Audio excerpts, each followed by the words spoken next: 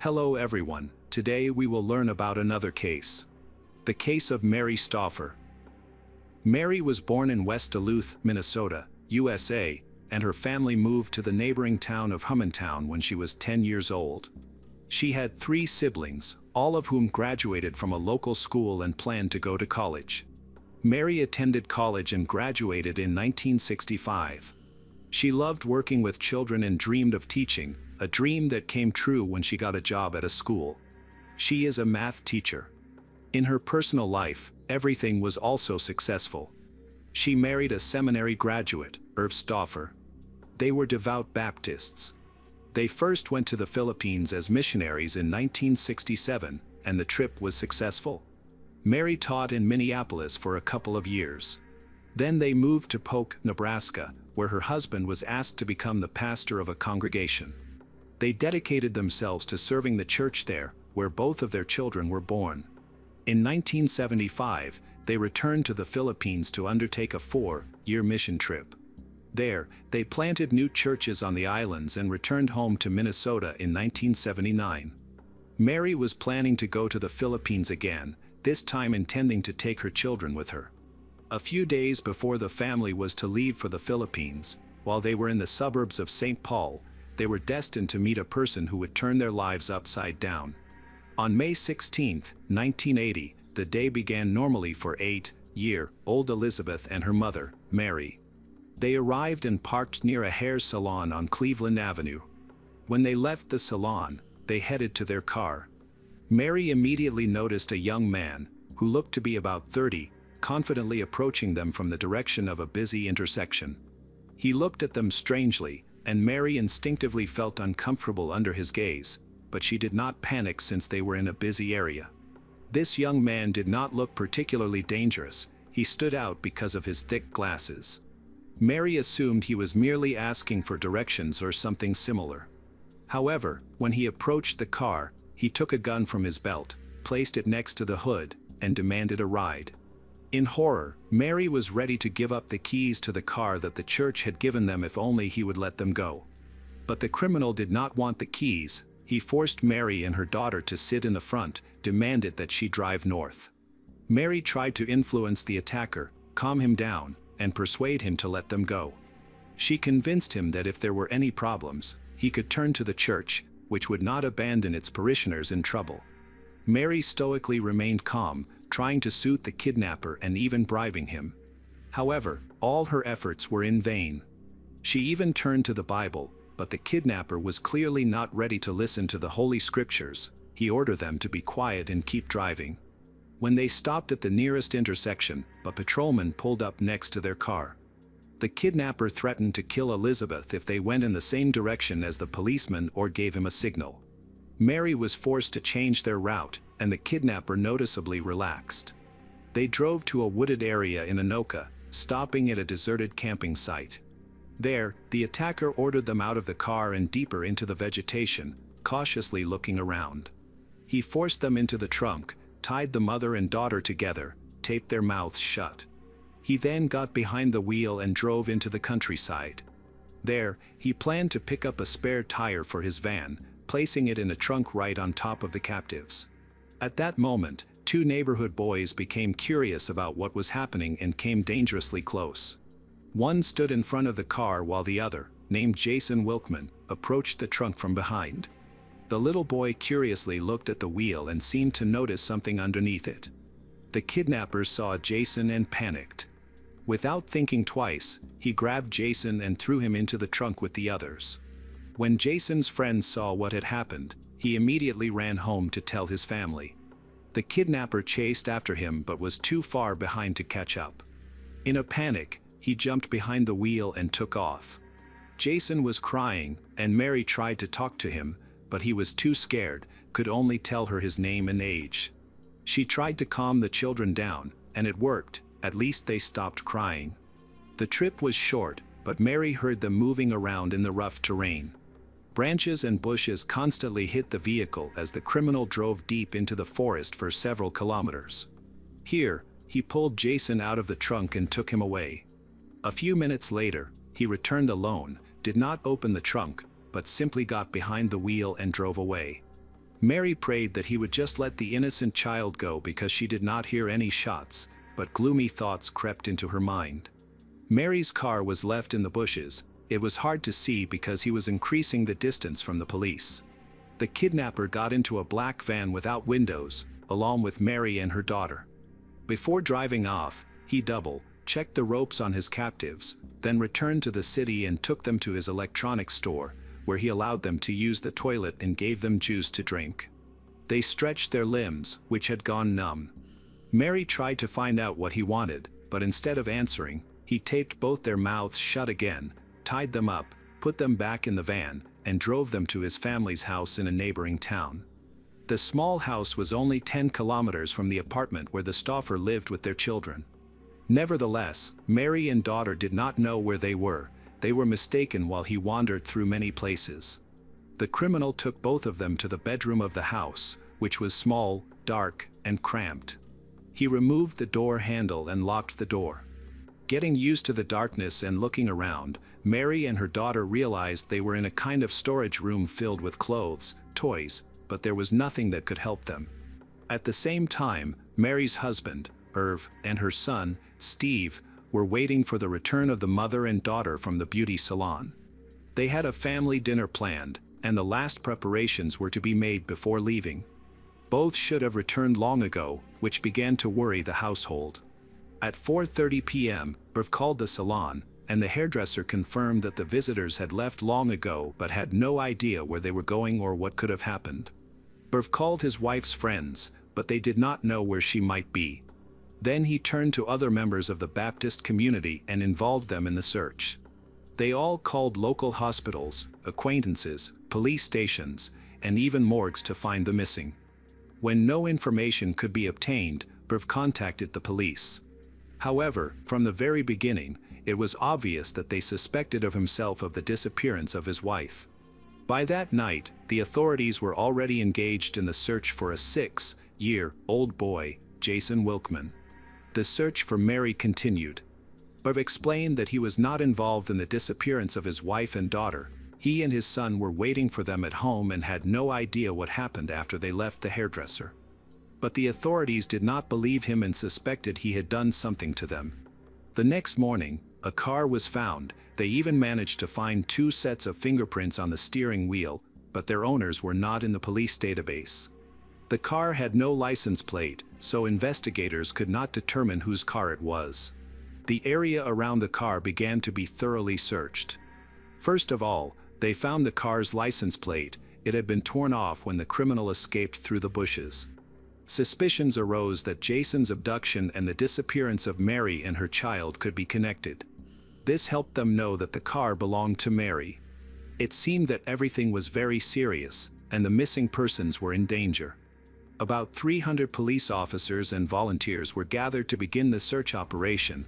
Announcements were published featuring images of the missing. Based on the words of the boy's friend, a composite sketch of the kidnapper was created. From that moment on, the authorities' suspicions regarding Mary's husband only intensified. Ironically, the composite sketch bore a striking resemblance to him. Both he and the kidnapper were dark-haired, wore glasses. Irv became the main suspect in the disappearance of the 2 children and Mary.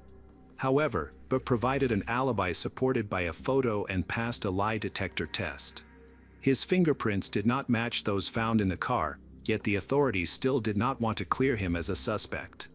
Irv continued to emphasize his innocence and pointed out that the investigation's misconceptions were leading them away from the real goals of the search operation.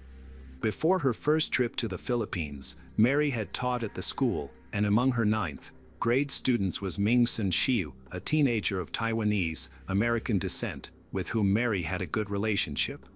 He showed great promise in sports and also had significant academic success. It seemed that the teenager had a great future ahead of him. Later, former students of Mary said that Ming was enamored with his math teacher. He thought she seemed smart and stately. After Mary went to the Philippines, she returned and moved to another city. Ming became truly obsessed with his teacher and constantly remembered her. He began to pursue his secret love, and it looked radical. Confusing the younger of Stauffer with his father, also named Irv, Ming showed up at Mary's inn, Law's house in Duluth on the 4th of July and held of Sr. at gunpoint. Ming took him into the house and told him to call his wife to the room. When Mary's mother-in-law entered, Ming realized his mistake.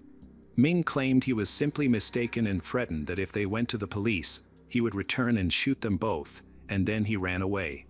The elderly couple had no idea that Ming was really interested in the younger Irv. They never reported it anywhere and didn't even tell the mayor and his son about the incident until they returned from the Philippines in 1979. No one had any idea who could have attacked the families, neither the motive nor the goals were known. Mary only found out that the attack was carried out by Ming when he had already taken her and her daughter prisoner. He proudly told her about it before attacking her. Mary had no idea that he had been spying on the family from the forest, which was located not far from the house where they settled. Probably, he decided to attack because he saw preparations for departure and understood that soon they could leave again for a long time. Shortly before the kidnapping, Ming even tried to get through the doors of the patio, but nothing came of it. Later, he attempted to get through the storage room and drilled several holes. Burr found sawdust and removed it, but he still did not understand the relevance of their appearance. Now everything fell into place. In the meantime, the captives experienced the hospitality of the criminal. Immediately after the kidnapping, Ming admitted that Mary was lucky that her family was not nearby during the surprise attack, as he was ready to do anything to take her, even kill everyone. The next day after the kidnapping, he pulled Mary out of the closet, spread a blanket on the floor in the living room, tied her up. After that, he made a 3-hour video interview in which he revealed his identity. Mary remembered Ming when he spoke about math lessons at school. He reminded her that he was the student she had failed in exams. Mary immediately recalled who he was but could not understand what he meant. He told her that he couldn't get an academic scholarship because of her, as his parents had died, and he couldn't afford to go to college because of that. After losing his place in school, he was drafted into the Vietnam War, which led him to a prison camp where he experienced some tough times. He blamed Mary for all of this. Now, he wanted to make her pay. There was one flaw in this tragic story: Ming had made it all up. Mary remembered perfectly well that he graduated from high school with excellent marks, so he could easily have received a scholarship to any college. In reality, he attended the University of Minnesota and graduated from there. He never served in the army and instead immediately opened his own store. Mary realized that his story was a lie designed to impose a sense of guilt and manipulate her. In fact, Ming lived in a fictional world. He wrote fantasy stories about many women whom he abused, and after that, they begged him to be with them. Among these fantasies was his 9th grade math teacher. During a video interview, he revealed his intent not to cause physical pain but to inflict emotional trauma so that she would feel dirty, humiliated, and insulted. The footage included more than 6 hours of assaults. Over the next few days, a friend of Ming returned a borrowed camera but kept the tape of the torture. He abused Mary daily. Ming claimed he was not a pedophile. He never abused Elizabeth, nor did he force her to watch the torture of her mother, although he repeatedly threatened to do so. Unfortunately, this did not mean that Beth would remain on the sidelines of his villainous fantasies. Elizabeth turned out to be a pawn in his fictional stories. Ming demanded that Mary show love, but she refused because she was a believer and a devoted wife who had promised to love only her husband. To force she to submit, he threatened to place her daughter in a thick plastic bag and tie it shut, claiming that it would take 4 to 5 minutes for Beth to inhale all the oxygen, after which she would die. He also threatened to kill all the members of her family one by one until Mary obeyed. Mary was forced to meet him halfway. She kissed him on the cheek, feigning love, but this was not enough. Only a kiss on the lips calmed him down. Then he removed the bag from her daughter's head. Later, during a similar incident, he left Elizabeth in his van for 4 hours. This happened on a hot summer day, and in the scorching sun, the girl miraculously did not die. This experience finally convinced Mary of the need to obey him, otherwise, they would be in trouble. In the meantime, their family continued to hope that they would see both Mary and Elizabeth alive. Weeks went by, and according to statistics, the probability of the missing returning after such a long period was practically zero. After 2 weeks, the police called Irv and reported that they had found a woman's body in the forest, which was presumed to be Mary's. He provided his wife's dental records and was relieved to learn that it was not her, and therefore, there was still hope for the safe return of both his wife and daughter. Meanwhile, life in captivity continued. After some time, Ming softened the strict rules of the internal regulations. He allowed his captive to eat in the kitchen, take a shower on the 10th day, even gave Elizabeth several board games and a TV. He began to affectionately call her Betty. Despite the circumstances, this looked very unpleasant. During this period, Ming forced Mary to write 2 letters to her husband. In the first letter, she was to convince the police that she had not disappeared but had simply run away from her hated husband, whom she no longer loved. In the second letter, he voiced demands that the police stop their interference, or else no one would ever see either of them again. Ming still led a double life. He was involved in business management and worked in his electronics store as if nothing had happened. From the outside, it seemed that he was quite decent and that his life was completely ordinary. In reality, he was a kidnapper and a murderer. After 3 weeks, Ming took a rented mobile home and went with his victims to the fair in Chicago. Before that, they stopped at a shopping center in Madison, Wisconsin, to change clothes, as they had been wearing their old clothes since the abduction. Both victims were under close watch from him. He would not allow them to escape. He kept one of the 2 by his side, and in case of escape, he promised to kill the other. This was how he was able to grant them some relative freedom of movement, albeit within reasonable limits.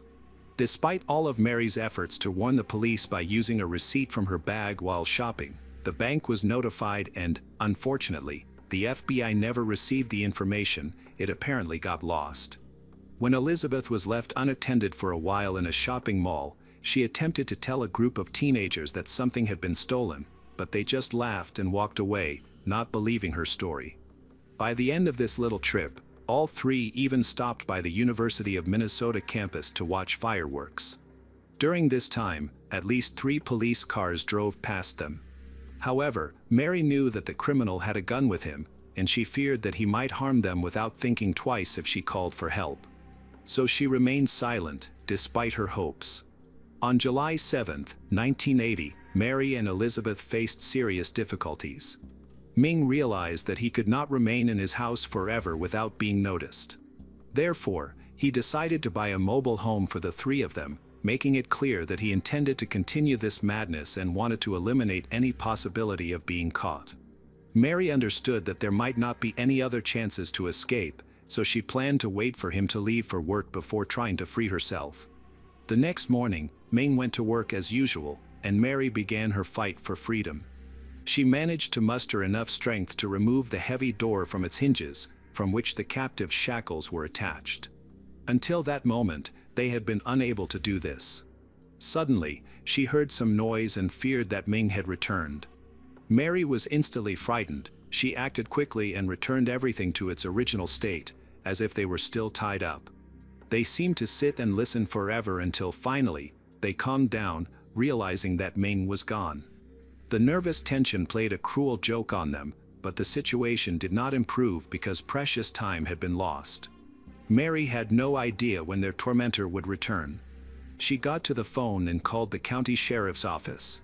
She was put on hold twice before finally contacting the detective who was leading the search for the 3 missing people. Thanks to a tag from a dry cleaner, she provided the address where she and her daughter live. Mary was most shocked by the policeman's question about whether Jason was with them. It was then that she realized that the child had never returned home and was probably killed in that forest during a stop. In fear of Ming's return, they simply hid in the storage room, afraid that their tormentor would soon come back. Fortunately, the police arrived before long, and the mother and daughter were freed. Both victims were photographed, having remained shackled with bicycle cables for almost 2 months. FBI agents went to Ming's shop, searches were conducted, and the criminal was arrested without resistance. A few days later, Mary went north to visit her family. Her happy release from captivity, along with her daughter, became a real sensation. However, in reality, their misadventures were not over yet. Just a few days after being incarcerated, Ming hired a killer. It turned out to be a cellmate, Richard Green, who was about to be released from prison. He asked Green to commit the murder of Mary and Elizabeth so that they could not testify against him. Additionally, Green was supposed to help Ming escape from prison in exchange for a promise of $50,000 once the job was done. As an advance, he handed over a check for $1,000. Fortunately, this plot failed, and the criminal was caught. Richard did not admit that he was hired. This was only discovered during a second interrogation and after checking the financial transactions. The prosecutor's office had more than enough evidence to build a strong case. The jury ultimately viewed a 3-hour interview that fully revealed Ming's insidious plan. The hearing was a tense moment for all involved. The mayor had to walk between the prosecution and defense tables. As soon as she asked Mary the first question, Ming jumped up and attacked the mayor. However, the prosecutor blocked his path. The guards knocked him down and immobilized him. The hearing lasted 10 days, after which Ming was found guilty of kidnapping. Difficulties arose even before the hearing began. He confessed to one of the psychiatrists who worked with him that he knew where the body of Jason Wilkman. He was then offered a plea bargain. The authorities agreed to reduce the charge to second-degree murder. In late October, Ming led the police to the boy's body. Jason had died from blunt force trauma to the head, inflicted from behind. Ultimately, Ming Sin Shiu was sentenced to life in prison but retained the possibility of parole after 30 years. Mary then had to testify again as a material witness in the trial for Jason's murder. It seemed that this terrible story was about to end. However, this time Ming was prepared for the meeting. He secretly brought a knife into the courtroom. During cross-examination, when Mary was answering questions, he jumped up from his chair, grabbed her by the neck from behind, and took her hostage, holding the blade near her throat. Fortunately, there was a policeman behind who managed to snatch the knife away and prevent the murder. As a result, Mary suffered a cut that went through her chin and the corner of her mouth, requiring 62 stitches. The second trial was postponed. As part of a plea bargain, Ming confessed to the kidnapping and second-degree murder of Jason, after which he was sentenced to 40 years in prison, with the terms of the sentences to be served concurrently. The case of this dangerous criminal was again in the spotlight. In 2010, the judge ruled that, in the case of parole, Ming Sin would be sent to undergo a state program for individuals who have committed violent abuse crimes. According to the judge, Ming met the criteria for criminals who require life imprisonment. After many hours of evaluating psychiatric reports, it was decided that he posed a permanent threat to society. For Mary, this decision came as a great relief, as Ming had openly declared to Beth, and then the entire family, that if he were ever released, he would come for them. Curiously, Ming's business was estimated by experts to be worth about $250,000. The Stauffer family filed a civil suit against him as compensation for illegal restriction of freedom and emotional distress. However, upon hearing about this, Mary declared that the right to seek justice belonged only to the Lord God, and she refused to pursue the case. After all these events, Mary repeatedly stated that despite all the evil this man caused, she continues to pray for him. Ming Sin Shiu is currently being held at the medium-security federal prison in Marion, Illinois. The ordeal of Mary Stauffer and her daughter Elizabeth stands as a chilling testament to the depths of obsession and the fragility of ordinary life. Yet, through nearly 2 months of unimaginable torment, Mary's unwavering faith and courage not only secured their escape but also illuminated a path of resilience for her family. The tragic death of Jason Wilkman and the scars left on the Stauffers underscore the devastating ripple effects of one individual's malice. Decades later, with Ming confined and deemed a perpetual danger, Mary's choice to forgive and pray for her captor reflects a profound strength that transcends vengeance. Her story endures as both a sobering warning of unchecked obsession and an inspiring reminder that even in the face of profound evil, hope, faith, and the human spirit can prevail.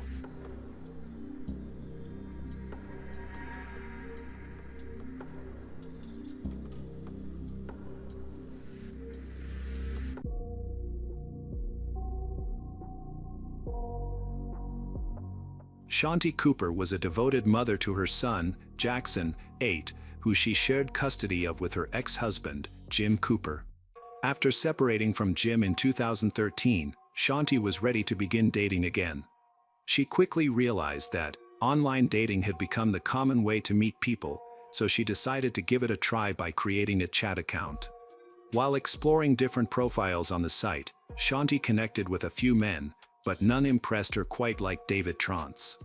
David had also recently ended a year-long marriage, was looking for something fresh and exciting. Their relationship deepened through phone calls, text messages, and emails. After several months of getting to know each other, David made a significant decision to move to Orlando, Florida, to be closer to Shanti. Their relationship evolved into something more intimate, while Shanti remained committed to her son. She made sure that her time with David didn't compromise her responsibilities as a mother, always putting Jackson's well-being first and ensuring that everyone understood the importance of a healthy family dynamic. In 2015, Shanti and David relocated to Delaney Park, an upscale suburb close to downtown Orlando. This neighborhood is known for its beautiful environment and family-friendly atmosphere, attracting an affluent community. Delaney Park offers a high-quality lifestyle along with an excellent school system that delivers quality education. Its well-maintained landscapes and access to various amenities make it an attractive choice for families looking for a comfortable and safe home. In here, David bought a house for $600,000 in cash. The home is 4,000 square feet, featuring a pool, a garage, and an apartment above it. This spacious property offered them a comfortable living space with plenty of amenities. Shanti and David were excited to settle into their new house and start a new chapter in their lives. However, they soon noticed that some features of the home did not meet their expectations for the future. While they loved their new house, the upstairs bedrooms felt small and were not very functional. Facing this challenge, David and Shanti began a renovation project to turn their house into their dream home. Shanti, passionate about design and home improvement, agreed to fund the project. They hired a skilled team of contractors who completely dismantled the house to rebuild the upstairs bedrooms and create a new layout that met their vision. During the renovation, the bedrooms were unusable, so Shanti moved into the apartment above the garage. This arrangement allowed her to maintain her daily routine without interruption and provided a dedicated workspace. David, on the other hand, stayed in a makeshift area in the garage, spending quality time with their dogs. David became deeply invested in the restoration. It was no longer just a project but a vital part of his life. He spent every waking moment monitoring the work, making adjustments, ensuring every detail was carefully planned and executed. His entire focus was on the renovation, and the house began to take on a character of its own. In 2018, 3 years after starting the renovation project, there was barely any progress. The inside of the house had been completely stripped down, leaving only the bare structure. Seeking a solution, David reached out to a local home renovator known from the successful A&E reality show, Zombie House Flipping. This show features real estate investors who buy and renovate rundown homes. The show's producer contacted David and Shanti about their home in Delaney Park to see if it could be included in the next season. During the chaos of their home renovations, David and Shanti got married in 2017, which surprised many friends and family. Shanti, who is naturally private, even kept the marriage a secret from her beloved grandmother. By mid-April 2018, the show Zombie House Flipping planned to start filming at David and Shanti's home in May. However, the producer struggled to get them to discuss how the show would proceed. The producer noticed a clear contrast between David's excitement and Shanti's apparent disinterest. David was eager about the flipping series, while Shanti seemed to participate just to support her husband. The tension over their home was evident, as Shanti had invested a lot of money in the renovations, yet her name wasn't even on the trust that owned the house. Although David promised to include Shanti on the trust, he did not follow through, leading to further issues in their relationship. By the end of April 2018, David and Shanti seemed to be doing well. However, on April 24, 2018, at 3:51 p.m., David called 911 in a panic, saying he had found his wife, Shanti, in the bathtub and that she wasn't breathing. During the call, David's screams were audible as he desperately tried to explain the situation. When the police arrived at their home, they discovered Shanti had passed away in the bathtub. The area was secured, and an investigation began, while David was taken to the police station for questioning. David recounted to investigators that the morning had started normally. He said Shanti woke up between 7 and 7:30 a.m. At around 9:30 a.m., he left for a 1-hour walk, leaving Shanti at home. When he returned, he claimed he took measurements for renovations. After that, David stated he left again around noon to take their dogs to an off-leash dog park near the Orlando Executive Airport. He mentioned that he frequently visited this park to let the dogs play and enjoy the open space. He added that he hadn't spoken to Shanti before leaving the house and assumed she was in the garage apartment relaxing. David told the detectives that after returning home from the dog park, he went outside to do yard work. He worked for about 30 minutes before deciding to go inside. Once inside, he heard water coming from the bathroom, which intrigued him, so he went to check it out. As he approached, he noticed that the bathroom door was slightly open. When he pushed it open, he was shocked to find his wife, Shanti, unconscious in the bathtub, with her body partially submerged in water. In a panic, he called 911 to report what he had found. During the interview, David mentioned that Shanti had been excited about their future and the plans they had for their home. They were both looking forward to a happy life together. Although David seemed distraught and his account of finding Shanti appeared credible, the detective had doubts. There were inconsistencies in his story that raised concerns. When police officers arrived at Trant's home after David's call, they noticed that the bathroom was completely dry, which would be unusual if David had genuinely tried to save his wife from a bathtub filled with water. This detail cast doubt on the truth of David's account.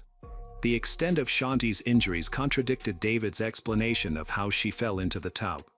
When her body was examined at the crime scene, it was clear she had extensive blood and bruises that couldn't be attributed to just a fall. An autopsy determined that Shanti died from blunt force trauma and strangulation, marking her death as a homicide. These inconsistencies led the detective to question David about the differences in his account. The detective questioned David about the blood found on Shanti's bed. David claimed it was from her menstrual cycle, but the amount discovered was puzzling and raised more doubts. The detectives explored various theories about why David might have killed Shanti. To provoke a response from David, the detective inquired if their ongoing home renovations had anything to do with Shanti's death, but David denied any connection. The detective also asked if Shanti was upset with David because her name was not on the house title. David insisted that Shanti had no problem with that. The detective began to suspect that Shanti's death might be linked to her life insurance policy, which would pay out $250,000 to David. During the interview, detectives asked David whether Shanti's death was an accident related to rough intercourse. He denied harming her in any way. Despite his denial, the detectives believed there was enough evidence to implicate him in Shanti's murder. They thought he had pretended to cry during the 911 call and the interview to divert suspicion. However, before David left the police station, he agreed to take a polygraph test. It was late at night, and the detectives couldn't find a polygrapher to conduct the test right away, so they allowed David to go home. Before he left, he provided DNA samples, nail clippings, and fingerprints to the detectives for analysis and comparison with evidence from the crime scene. The detectives hoped these samples would help them find more evidence linking David to Shanti's murder. Investigators who looked into the crime scene at David and Shanti's home found several notable details. Shanti had one earring still on and another on her nightstand, along with her watch, which was also found on the nightstand at the time of her murder. These details were important to the detectives because they indicated that Shanti might have been getting ready for bed when she was attacked. Additionally, her cell phone was on the nightstand, but there had been no activity on it after 11:30 p.m. on April 23, 2018. The medical examiner's report showed that Shanti had no defensive wounds, suggesting she was caught off guard by the attack. Detectives theorized that Shanti was sitting on the edge of her bed, taking off her jewelry when David attacked her from behind, leading to her death. They believed David then moved her body into the bathtub. Another important discovery was that nothing seemed to have been stolen from the house, leading the detectives to rule out robbery as a motive. However, Shanti's $155,000 engagement ring was missing. As the investigation progressed, detectives found that David's description of his happy marriage with Shanti clashed with what others believed about their relationship. David often hid Jackson's toys and only returned them when Jackson asked for them. The detectives suspected that David was using these tactics to manipulate both Shanti and her son. While searching the garage where David was sleeping, they found an unplugged refrigerator filled with children's toys. This finding reinforced the detectives' belief that David was engaged in manipulative behavior by intermittently hiding Jackson's toys.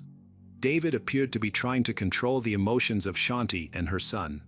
After detectives executed a search warrant at Shanti and David's home, they seized the couple's computers. On Shanti's computer, they discovered notes revealing her dissatisfaction with her marriage to David. In these notes, Shanti described David as cheap, controlling, and narcissistic. She wrote that he never paid when they went out to eat, and on the rare occasions he did, he would make excuses, claiming he forgot his wallet. Shanti shared feelings of sadness and loneliness, expressing her fear. She desired to no longer be part of their life together. She indicated that her mental unhappiness was largely due to her difficult interactions with David. Additionally, the notes showed that living in a house under construction added significant stress to her life. As the detectives investigated Shanti's murder, they uncovered significant information linking David to her death. It was found that Shanti had been hospitalized for 3 days prior to her body being discovered. The detectives learned that she had expressed worries about her eating habits, telling her nanny that she could no longer tolerate spicy foods or drink alcohol. Furthermore, Shanti was experiencing rapid weight loss, which raised more suspicion among the investigators. They were confused by the toxicology tests conducted during her autopsy, which did not reveal any toxic substances in her body. Despite the lack of evidence, they began to suspect that David might have been poisoning Shanti, but they were uncertain about the specific substance responsible, as nothing was detected in the tests. David had been married before he wed Shanti, which prompted detectives to investigate his previous marriage. They found out that his first wife, Carol, suffered from health problems similar to Shanti's. David met Carol on a blind date in 1997, and they married 2 years later. The detectives were concerned about a possible link between Carol's health issues and Shanti's rapid decline in health. Shortly after their marriage, Carol began facing various health challenges, including persistent nausea, fainting spells, severe reactions to spicy foods and alcohol. Some of her close friends suggested to the detectives that David might have started poisoning her after they got married.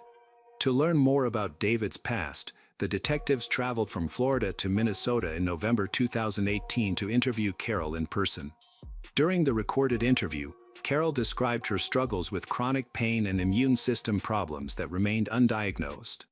She stressed the need to understand her background to grasp the context of her health issues and mentioned that David was the one who cooked their meals during their marriage. The detectives asked Carol about the possibility that David was involved in her health issues, noting it was suspicious that both of his ex-wives faced similar health problems. Carol firmly denied any suggestion that her ex-husband had poisoned her, stating that her health issues continued even after they separated. During the investigation into Shanti's murder, detectives received a call from an employee at Club Orlando, a private men's spa. The club provided amenities like hot tubs, pools, a gym, and dark rooms for intimate activities. To become a member, individuals needed to buy a pass or membership. The employee informed the detectives that David had multiple memberships at Club Orlando and renewed them every 6 months without exception. He claimed to have seen David engaged in intimate activities with other men. Conversations with Shanti's friends revealed that she would never accept her husband having same intimate relationships. This raised the question of whether Shanti had discovered David's actions and threatened to leave him. As the investigation progressed, the detectives thoroughly reviewed all evidence, including information from an employee at Club Orlando. They sought to find out if David's spa membership and the reported intimate activity could shed light on Shanti's death. When the forensic results arrived from the state crime lab, They revealed Shanti's DNA under David's fingernails, and his fingerprints were the only ones found in the bathtub. This evidence contradicted David's story, in which he stated that Shanti had accidentally fallen while entering the tub. The detectives had anticipated finding Shanti's fingerprints in the tub as well, but they were absent. On August 29, 2018, David was arrested and charged with first-degree murder, and he was denied bail. His friends were shocked by the news, as they found it hard to believe he could be responsible for Shanti's murder. They suspected that the police were looking for an easy resolution and not thoroughly investigating to find the true culprit. However, the detectives carried out a detailed investigation, following all leads regarding Shanti's murder before making the arrest. Additionally, the detectives considered Shanti's ex-husband, Jim Cooper, as a potential suspect due to their rocky divorce, which raised concerns about whether Jim might have harmed Shanti. After interviewing Jim, the detectives were able to eliminate him as a suspect based on his alibi. After David was arrested, police searched his mother's home in Orlando, where he had been living. In a suitcase, they found Shanti's missing engagement ring, which had gone missing the night she was murdered. This discovery strengthened their case against David. On April 18, 2019, almost a year after Shanti's murder, prosecutor Ryan Vecchio was meeting with Orlando Police Inspector Teresa Sprague when David's attorney called. At the time, David was represented by Robert Mandel, who called after receiving Sprague's investigative report. After some deliberation, Robert Mandel informed him that he had hired private investigator Billy Lane from Prison Break Investigations to investigate the case and that he had some papers in his home. ASA Vecchio asked him where these papers came from, and Robert informed him that they were taken from the loft apartment David was staying in at the time of the murder and that the police had missed them. He informed him that these papers had been packaged as evidence and kept by Billy Lane at his office in Lakeland, and that they planned to test the blood and DNA at some point. They had now kept these papers for 11 months without revealing them. Inside the brown evidence bag, which was marked and labeled, were bed sheets, a fitted sheet, a pillowcase, and a pair of black socks. Police also found a green cord collected from the Tron's home that had been found wrapped around a wooden beam from a ladder. Although the strangulation marks were not easily visible, Shanti had an unusual linear cut on the right side of her neck with possible strangulation marks on both sides. Using gloves and magnifying glasses, investigators examined the entire cord for evidence of blood but found nothing that could be seen with the naked eye or under a magnifying glass. In July 2019, a jailhouse informant came forward with important details about a confession from David. The informant said that Shanti had found text messages on David's phone that exposed his intimate relationships with multiple men. This led to a heated argument where Shanti expressed her anger, threatened to expose him, and demanded a divorce. The informant claimed that David admitted to blacking out before he hit Shanti, which ultimately caused her death. Additionally, the informant stated he had known David before being incarcerated and had seen him at Club Orlando. He also revealed that David mentioned cambo, a toxic secretion from an Amazonian giant monkey frog used in controversial treatments. David had allegedly told the informant that this substance could be a poison that kills without leaving traces in a toxicology report. David's trial was postponed due to the global issue, which affected many legal proceedings across the country. As a result, there were significant delays in his case, lasting almost 2 years. Finally, in 2022, the trial began. However, it took an unexpected turn when both the defense and prosecution's medical experts evaluated David, determined that he was not competent to stand trial, concluding that he was experiencing severe symptoms of schizophrenia.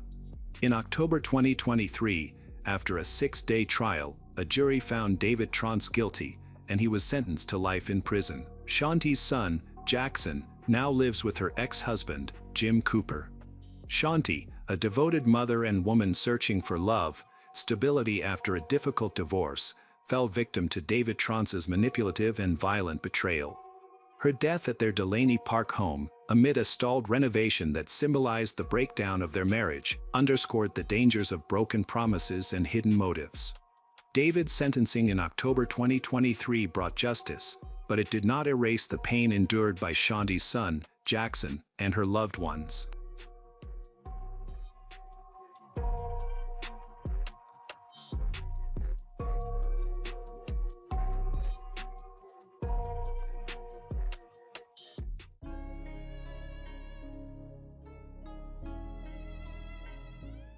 Many people do not recognize that the person in front of them is actually dangerous rather than loving.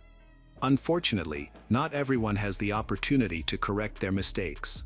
History tends to repeat itself, including its darkest moments. In today's story, we will discuss a significant betrayal that led to one of the most brutal and senseless crimes in Alaska's history, driven by greed and foolishness. This tragic event took place in Anchorage, Alaska.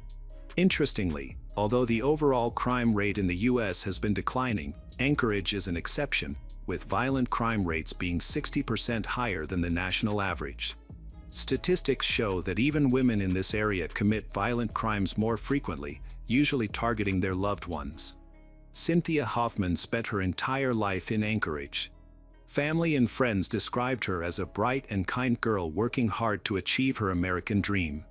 She faced challenges due to a developmental delay, which made her school experience difficult. Nevertheless, Cynthia never gave up, consistently aimed for greater achievements. She graduated from high school, completed driving school, and secured a job at a diner. She cherished her friendships, particularly with her best friend Denali Bremer. The two had been friends since elementary school and had plans to go to college together. Although she aspired to attend college, those dreams were ultimately unfulfilled. Cynthia's parents were divorced, but she had good relationships with both her father, Timothy Hoffman, and her mother, who both supported her endeavors. On June 2, 2019, 19-year-old Cynthia missed a scheduled meeting with her father. Timothy, a construction worker, often brought Cynthia along on part-time jobs, where she helped him with minor tasks. In return, he paid her, teaching her the importance of hard work and saving money from a young age.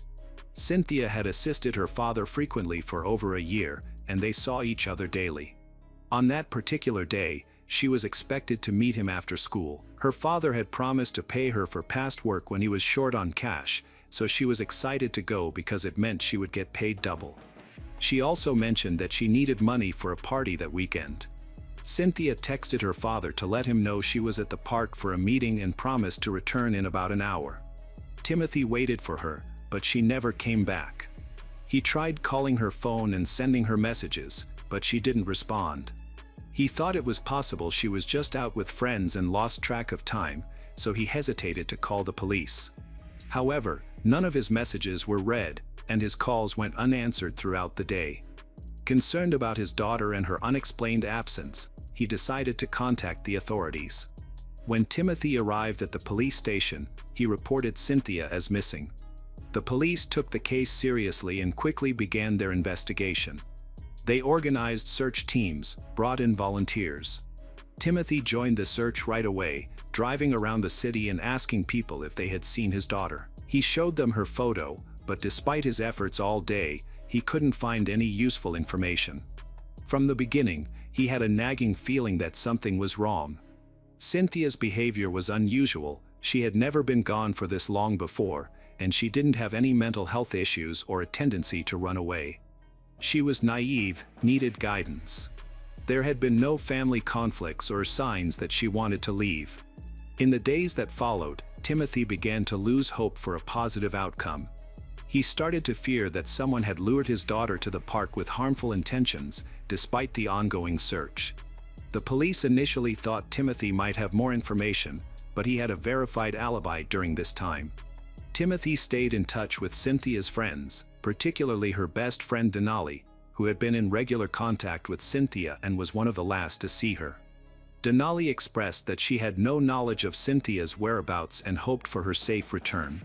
She requested updates if Timothy discovered any new information. Meanwhile, some school friends reported that they last saw Cynthia and Denali leaving together in a car, heading off in an unknown direction. This raised suspicions, as lying seemed unnecessary unless someone had something to conceal.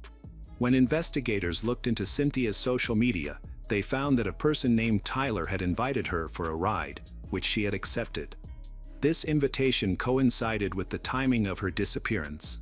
With no new leads, detectives began tracking Cynthia's contacts leading up to her missing status. Who is Tyler? What was Cynthia doing, and where was she headed? Her classmates confirmed that she had planned to meet her father to help him with work and collect her payment. After the police spoke with Denali, she changed her story about Timothy. She admitted that after classes, she and Cynthia were walking to their cars when she dropped Cynthia off at the nearest city park. Following that, Cynthia sent her father a message updating him on her whereabouts and promised to see him later. However, after those messages, Cynthia's phone went silent. The search efforts then shifted from the city streets to the dense underbrush of the park. On June 4, 2019, just 2 days after her missing, Cynthia Hoffman was discovered dead. The 19-year-old's body was found on the banks of the Eklutna River, a popular tourist spot. Her hands were tied behind her back, and her mouth was taped shut. The cause of death was a gunshot wound to the head, inflicted from behind. Sadly, the concerns of her loving father were realized. Around the same time, Denali's mother went to the police station to report that Denali and her friend might know where Cynthia had gone and could be connected to the case. According to Denali's mother, both Denali and her 16-year-old friend, Caden McIntosh, claimed to know what happened to Cynthia. They were both interrogated, with the police particularly focused on why Denali was using a different name. When they met Caden, he caught the officer's attention. The boy was visibly shaking and gave confused, evasive answers, leading them to believe he should be questioned first. Caden was extremely nervous and soon admitted to murdering Cynthia Hoffman. He claimed that his 18-year-old girlfriend, Denali, had planned the murder but could not explain why. Denali was uncooperative from the start, avoiding communication with investigators, refuting Caden's account, and presenting an alternate narrative. She stated that she, Caden, and Cynthia went to Thunderbird Falls after school for a photo shoot. They intended to create a unique scene that involved using tape and ropes to stage a kidnapping, with Cynthia's mouth taped and her hands bound. Denali admitted that she carried a gun for self-defense, and all participants in the plan were aware of this.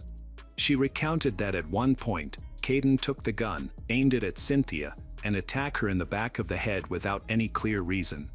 Denali said she was shocked and confused afterward, unsure of how to respond. The group simply disposed of the body in the water and left, as Caden commanded her to do so in a threatening manner, which intimidated her into compliance. She felt it wasn't worth informing the police to avoid causing a panic, worried that she might become another victim. Additionally, she couldn't provide any information about a motive for the murder. There were no known conflicts among them, and no one had witnessed such cruelty before. As a result of the statements, Caden McIntosh was charged with murdering Cynthia Hoffman. Criminologists examined the crime scene, and forensic experts conducted an autopsy. This led to the collection of enough evidence to reconstruct the events of June 2nd. However, the stories told by the young people at the police station contained many inconsistencies, particularly regarding the motive, which remained unclear. The mystery was clarified when law enforcement accessed Denali's mobile phone. They discovered that she was not just a witness to the murder, but also involved in it. The situation became clearer after examining her messages. After Cynthia's death, Denali posted on social media, "Oh, look what we just did," directed at someone named Tyler. This message was shockingly cynical and cruel, revealing not a grieving best friend but rather a brutal killer who took pride in her actions. The police obtained a Snapchat video that served as crucial evidence of Denali's guilt. This prompted them to question her again, as there was enough evidence to charge both Caden and Denali in connection with the murder. Caden claimed he had been manipulated and that Denali had suggested the attack. She continued to deny any wrongdoing until she was asked about Tyler, who was saved in her phone as a babe. The police found that shortly before the tragedy, Denali met a man from Kansas on an app where he claimed to be a millionaire. They started off communicating and flirting, but eventually, he sent her a disturbing message. Tyler gradually got Denali to open up about her preferences, including her intimate desires. He revealed that he was willing to pay $9 million for photos and videos depicting abuse violence. Denali became intrigued, and over time, her friend on social media convinced her to kill. Cynthia was an easy target because she was Denali's best friend, very naive, and completely trusted her. This made it easy for Denali to lure her into a trap. Investigators identified the car used by the young killers during the murder. It belonged to a relative of Denali. They interviewed Denali's 19-year cousin, Caleb Leland, who was aware of the $9 million offer and supported Denali, thinking the money would solve their financial issues. Denali had asked to borrow his car to take the victim and her accomplice to the murder scene. In return, she promised him $500,000. After agreeing to help facilitate the murder of an innocent person, Caleb was fully aware of her intentions. He confirmed that Cynthia's murder was not a result of a desire for a photo shoot or an accident. It was a planned act of revenge for money. Denali had discussed her plans with her brothers, detailing where she intended to take her best friend and outlining the murder plan in great detail. Although Caleb didn't fully believe Denali was serious at first, he grasped the seriousness of the situation only after hearing about Cynthia's death. However, his disbelief was just a cover. He was trying to downplay his role in the tragedy to lessen his potential punishment. Between May and June 2019, police focused their investigation on 3 suspects: Denali Bremer, Caden McIntosh, and Caleb Leland. They were believed to have plotted a murder together. As detectives gathered more evidence, it became increasingly clear that these teenagers were guilty. Notably, all 3 were friends of the victim, yet they betrayed her without remorse. Tragically, they valued $9 million more than the life of their friend. Investigators also found that 2 other teenagers were aware of the crime. However, they were minors at the time of the attack and were not considered accomplices. They had simply overheard Denali confessing to the crime. Their failure to report this information was disappointing, as they could have helped prevent the tragedy by alerting the police. To protect the minors and their families, their names were kept confidential and did not come up in court. The planning for the massacre began 4 months before the murder. On June 2, 2019, the juvenile offenders launched their attack. Denali invited Cynthia to join her and Caden on a hike to a remote area near Thunderbird Falls deep in the park. The accomplices had meticulously prepared their plan, even practicing with an unloaded gun. Denali pretended to be a future victim and used her brother's car, which he had lent her for $500,000.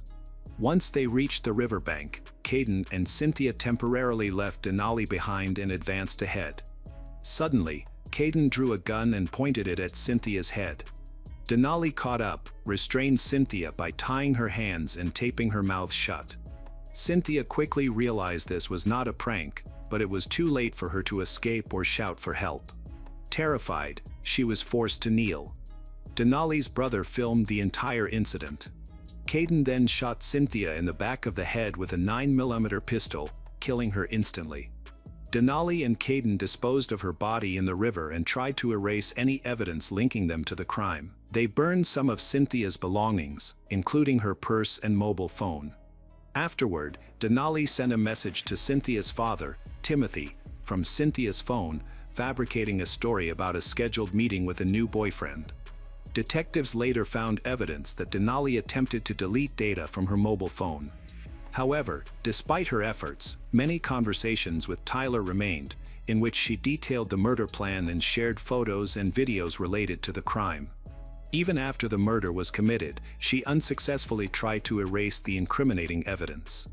In reality, she stayed in contact with Tyler throughout the murder, providing him with detailed updates. Although Tyler lived hundreds of kilometers away, he was just as responsible for the crime as the individuals who carried it out. Law enforcement focused on identifying him to ensure he faced justice. It is important to note that Tyler sought not only murder but also abuse violence. However, forensic experts found no evidence of such acts on the victim's body. This raised alarming implications, suggesting that if incentives had been provided, Denali and her accomplices might have continued to commit similar crimes. Fortunately, they were identified and arrested immediately after the first murder, and they did not receive any compensation from Tyler. Specialists were called in to investigate and traced the phone number of the perpetrator.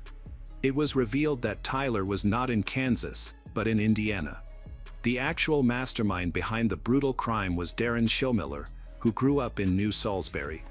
He had been exchanging photos with Denali for a while, but he had not sent her any pictures of himself.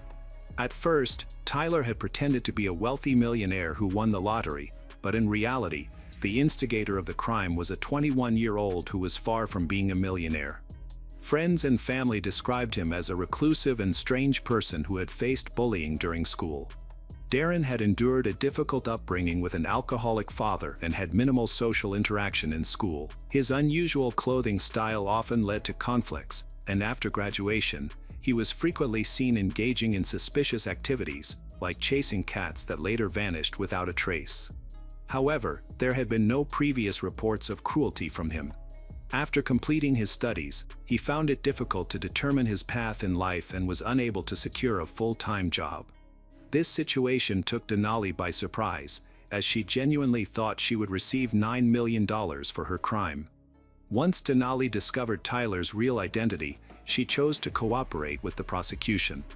She revealed that she had been in an online relationship with Tyler for several months, during which he used pictures of an unrelated person from the internet to deceive her. This manipulation led her to be misled by the future killer. Denali expressed her desire to resolve her problems, and those of her family, through money, having dealt with her friend. However, this was not the only troubling request from the millionaire's friend. According to her, he urged her to commit abuse violence against 2 children, intending to use a 14-year-old and an 8-year-old boy for this purpose. They were meant to suffer and die in pain, enduring torture, abuse. Fortunately, this horrific plan never came to fruition. When the police arrived at Darren's door, he was taken aback and promptly confessed to everything. He admitted to having been in contact with Denali for several months, realized that she was easily influenced and manipulated. Consequently, this quiet, deceitful man convinced himself that he could take someone's life through another person. Denali acknowledged that she remained influenced by Tyler, even after he refused to finance the initial massacre. They continued to have faith in him, waited for payment, and naively hoped for a better life ahead. Meanwhile, Tyler manipulated them, holding on to their trust while blackmailing them with incriminating evidence of the murder. He then demanded more killings and continued his threats. Fortunately, law enforcement apprehended the entire gang before further harm could be done. The prosecutor's office charged all those involved in the massacre with conspiracy and premeditated murder. The 2 youngest participants, whose identities were never revealed, were also accused of being complicit because they hid the murderers' identities. They never even informed her parents, despite having the chance to potentially save her. The crime that occurred in Alaska gained significant media attention, sparking public outrage. Journalists were eager for a sensational story, which created challenges for the victim's family. The relatives of the young offenders also faced severe repercussions, including numerous threats and genuine fears for their safety. Cynthia's family mourned her loss, lamenting that her trusting nature and vulnerability, stemming from her developmental delays, ultimately led to her suffering. With the same level of intelligence as a 12-year-old, she believes she is surrounded by trustworthy individuals. Many people who knew Darren spoke to the media and the police about him. Several of his classmates described him as a strange teenager who was withdrawn and struggled to fit in. It was not surprising that he grew into a cruel internet troll with violent intentions. Detectives discovered a significant amount of incriminating material on his computer, including numerous files of child abuse, which led to additional charges against him. He also showed a disturbing desire for cruelty and torture. Evidence revealed that Denali was not the first victim of this liar. He used various social networks and messaging apps to create fake accounts, deceiving teenagers and even children. Initially, his actions were limited to obtaining obscene images, but feeling untouchable, he escalated his behavior. Over several years, he lured dozens of girls and women into his traps. Some of the victims, from whom he extorted obscene photos, testified in court. Once he received the first image, he began to blackmail them for more. Fortunately, many prior victims managed to escape Darren's grasp, partly due to police threats. Unfortunately, this was not the case for Denali, whom Darren acknowledged was the most naive of his victims. Denali and his accomplices were involved in one of the most serious crimes in Alaskan history, the brutal murder of Cynthia Hoffman. This tragic event highlighted themes of betrayal, greed, and folly. Cynthia fell victim to an online manipulator, failing to verify his identity, and ultimately led 4 others into the murder. The case remained confidential, but the lives of everyone involved were forever altered. In February 2023, Denali Bremer, 23, pleaded guilty to first-degree murder after charges of conspiracy to commit murder, solicitation to commit murder, tampering with evidence, and second-degree murder were dismissed. Nearly a year later, her sentencing will take place over 3 days in January and February 2024. The 99-year sentence is the maximum the court is allowed to impose, according to a press release from the Alaska Department of Justice. Caleb Leland, who provided the car for the crime, pleaded guilty to second-degree murder in November 2023 and was sentenced to 30 years in prison in August 2024. On May 17, 2024, Caden McIntosh, 21, pleaded guilty to the murder of Cynthia. Anchorage Superior Court Judge Andrew Peterson accepted Caden's guilty plea to 1 count of second-degree murder. All other counts were dismissed as part of the agreement. The court will decide Caden's sentence at a sentencing hearing. The agreement between the parties allows the court to sentence Caden to a prison term of 30 to 85 years. Sentencing is scheduled to begin on November 14, 2024, before Judge Peterson and is expected to last 2 days. Caden is currently in the custody of the Alaska Department of Corrections and is no longer eligible for release under the terms of his release. Darren Showmiller, who solicited the murder, was 25 when his trial began. He chose not to defend himself, allowing his lawyer to read a statement to the jury. Darren admitted to making a grave mistake that led to the death of an innocent girl, expressing remorse and asking for forgiveness from her family. However, these words did not sway the jury, and he was sentenced to 99 years in prison for his actions that destroyed multiple lives. Every year on the anniversary of Cynthia's death, her father organizes a motorcycle ride to celebrate. Timothy Hoffman, 58, was among those attending the event on June 2, 2024, when friends and family gathered to remember Cynthia. However, he lost control of his motorcycle and died in the accident.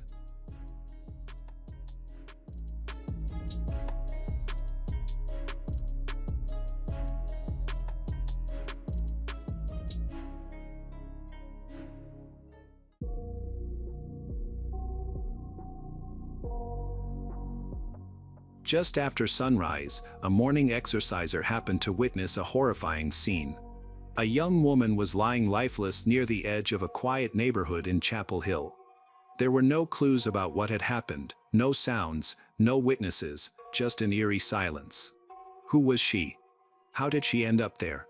And why did her life end so abruptly? As the police started to investigate, they uncovered a tragic story that would impact 2 cities profoundly. Eve Carson was born on November 19, 1985, in Athens, Georgia. She was raised in a loving home by her parents, Teresa and Bob Carson. She grew up with her brother Andrew in Athens, where her exceptional qualities began to emerge. From an early age, Eve distinguished herself academically and socially. At Clark Central High School, her remarkable intelligence and charm led her to become the valedictorian and the student body president, winning 55% of the student vote. These early achievements hint at the bright future she is on her way to creating. Eve's warmth, intellect, and leadership grew even stronger when she began her studies at the University of North Carolina at Chapel Hill in 2004.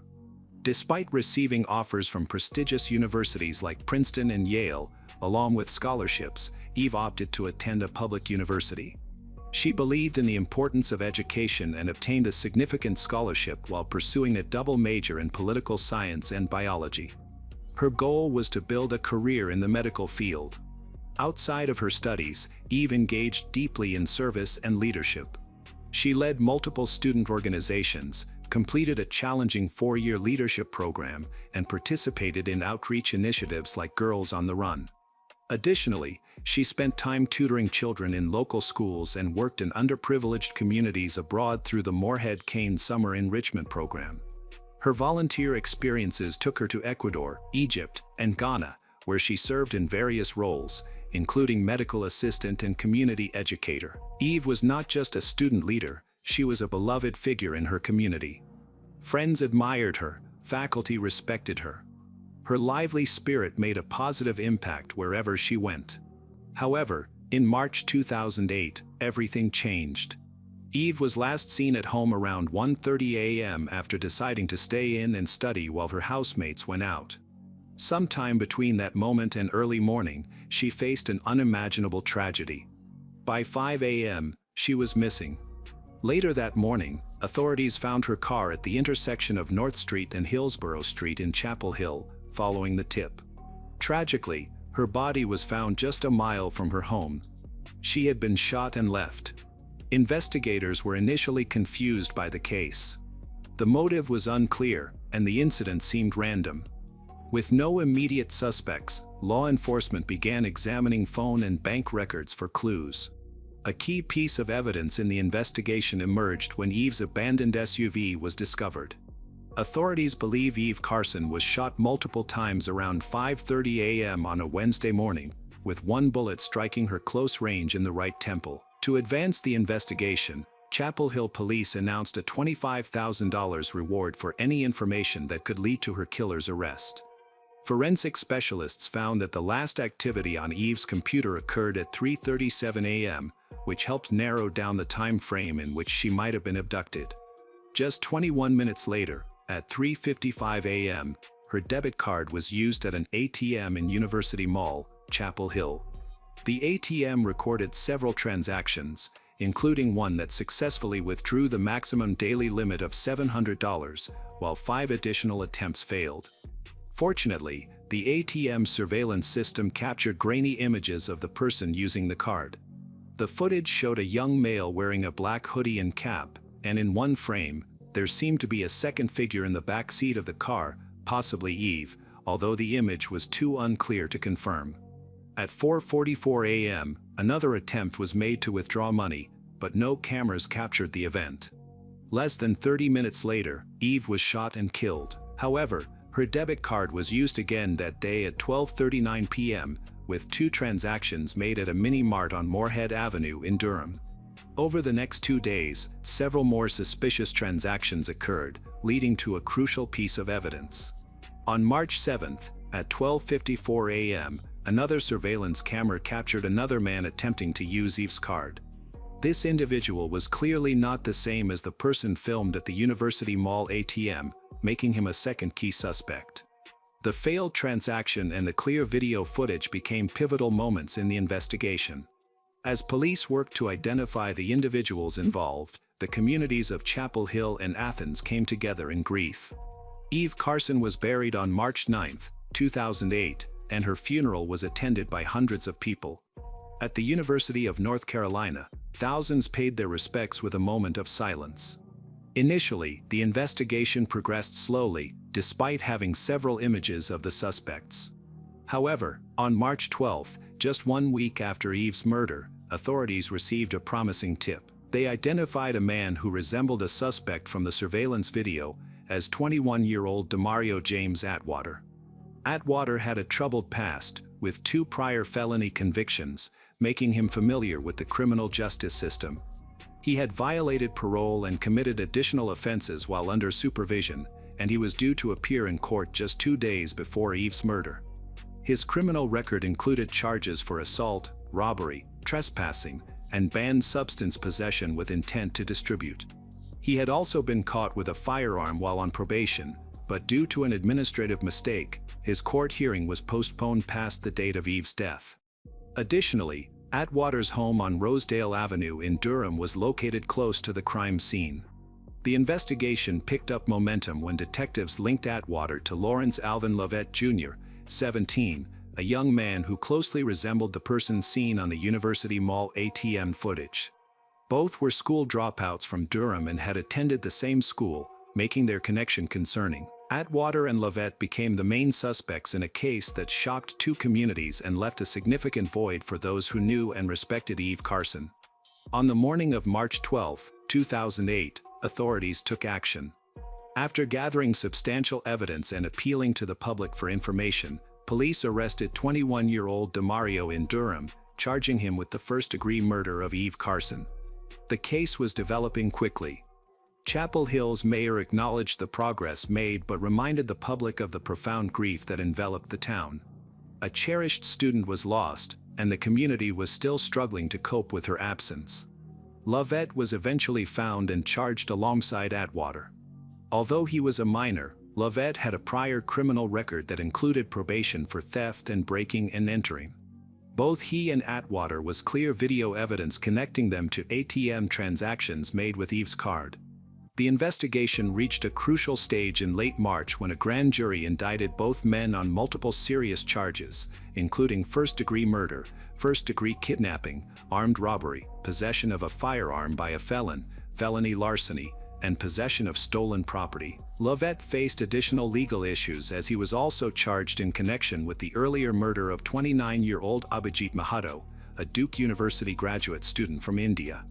Mahato had been kidnapped from his home on January 18, 2008, just weeks before Eve's death. He was forced to withdraw cash from an ATM and was later shot while returning home. There were many similarities between this case and Eve's, but the evidence linking Lovett to Mahato's murder was not strong enough, leading to his acquittal. Abhijit Mahato's murder remains unsolved to this day.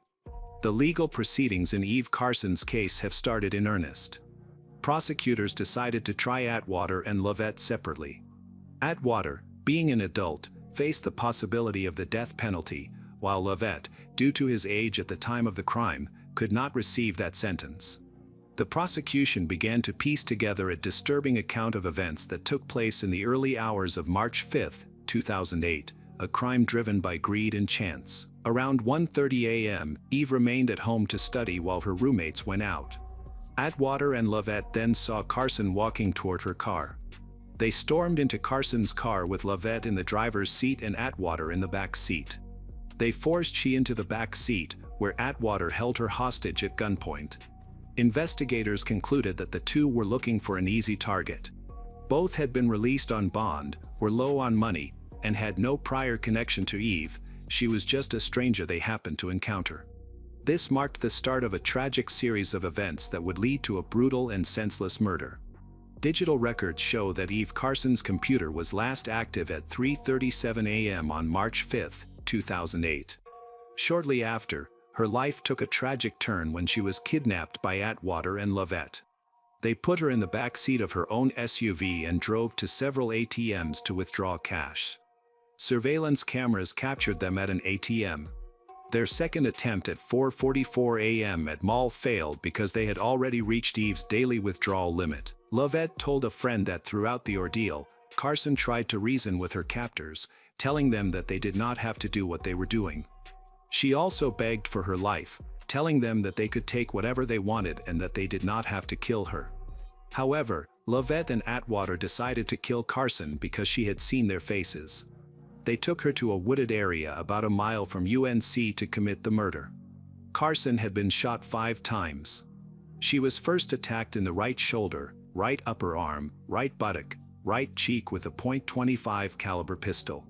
Blood found in Carson's lungs during an autopsy showed that she was still alive and breathing after being attacked with the pistol. The 5th and fatal shot she received was from a sawed-off 12-gauge shotgun. It went through her right hand, suggesting she was trying to shield herself, into her right temple and brain. According to a forensic psychologist and crime analyst, the way Carson was shot showed a complete lack of respect for others. After his arrest, Demario James Atwater confessed to his involvement in the crime. He confirmed that he was captured on the ATM footage and identified Lovett as his accomplice. To avoid going to trial, Atwater pleaded guilty to all federal charges and directly apologized to Eve's parents during sentencing. On September 23, 2010, he was sentenced to life in prison plus 30 years, thus escaping the death penalty. In contrast, Lovett decided to fight the charges against him. He pleaded not guilty to various state offenses, including first-degree murder, kidnapping, armed robbery, larceny, and possession of stolen property. His trial began in December 2011. After 2 weeks, the jury found him guilty on all counts, and he was sentenced to life in prison without the possibility of parole. Complications arose soon after. In 2013, the North Carolina Court of Appeals overturned Lovett's sentence, referencing a U.S. Supreme Court decision that deemed mandatory life sentences for juveniles unconstitutional. Lovett was 17 years old at the time of Eve's murder, which prompted a new sentencing hearing. During this hearing, Lovett spoke to the court, expressing remorse for his actions and acknowledging the pain he had caused. He argued that he was not the monster he was portrayed to be. However, the court upheld its previous decision, sentencing him once more to life in prison without the possibility of parole, a decision many felt was justified due to the severity of the crime. Since being incarcerated, Lovett has received several disciplinary infractions, indicating limited progress in his rehabilitation. Despite being a minor at the time of the murder, he has continued to display violent and disruptive behavior while in prison. There were further ripples tied to this case. Months after Diario's arrest, his stepbrother Shelton was fatally shot while leaving a party. Unlike Diario, Shelton was not involved in criminal activity, and his death devastated their family, particularly their mother, who, in less than a year, lost both sons in different tragedies. Eve's murder also cast a harsh light on failings within the criminal justice system. At the time of her death, both Lovett and Atwater were on probation and had repeatedly violated the terms of their release. Probation officers failed to respond effectively, even after discovering that Atwater had breached conditions multiple times. In February 2008, an arrest warrant was finally issued for Atwater, and he was taken into custody, but he posted a $10,000 bond and was released just days before Eve's murder. His court date had been scheduled for March 3rd, but was delayed due to administrative errors. 2 days later, Eve was dead. Authorities believe that the desire to recover his lost bond money was a key motivation for Atwater's involvement in the robbery. It is deeply frustrating that a series of bureaucratic failures allowed two dangerous individuals to remain free. The consequences were irreversible. Eve Carson was more than a victim, she was an exceptional young woman whose light touched countless lives. Intelligent, joyful, and driven, she dedicated herself to public service, education, and global outreach. Her legacy of compassion and leadership lives on. In her honor, the University of North Carolina established the Eve Carson Scholarship. The award, designed by students and approved posthumously, reflects Eve's own vision for helping others achieve their potential.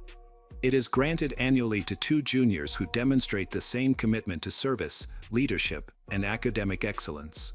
Eve was considering graduate studies in science policy. Her future was bright, but that story was stolen.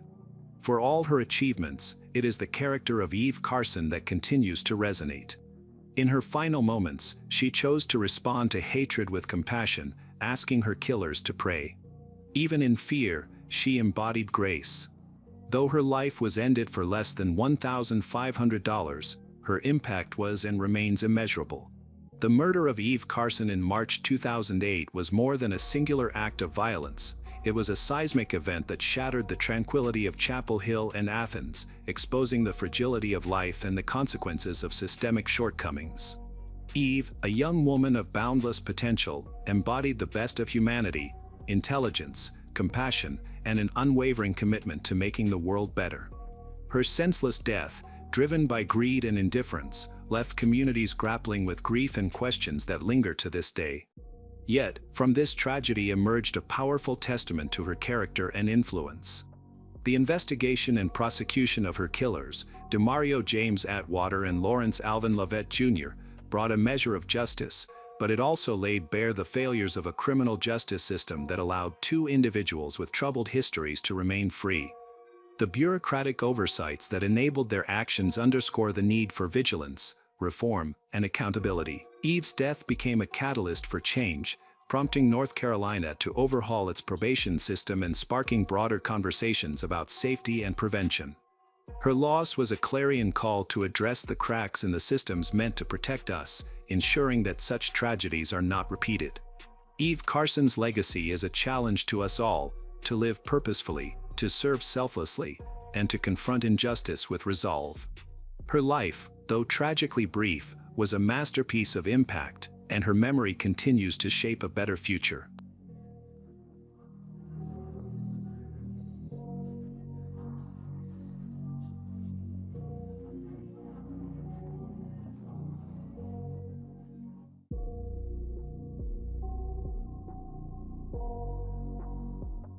In May 2023, police in Spain received a troubling call from a peaceful neighborhood in Torremolinos.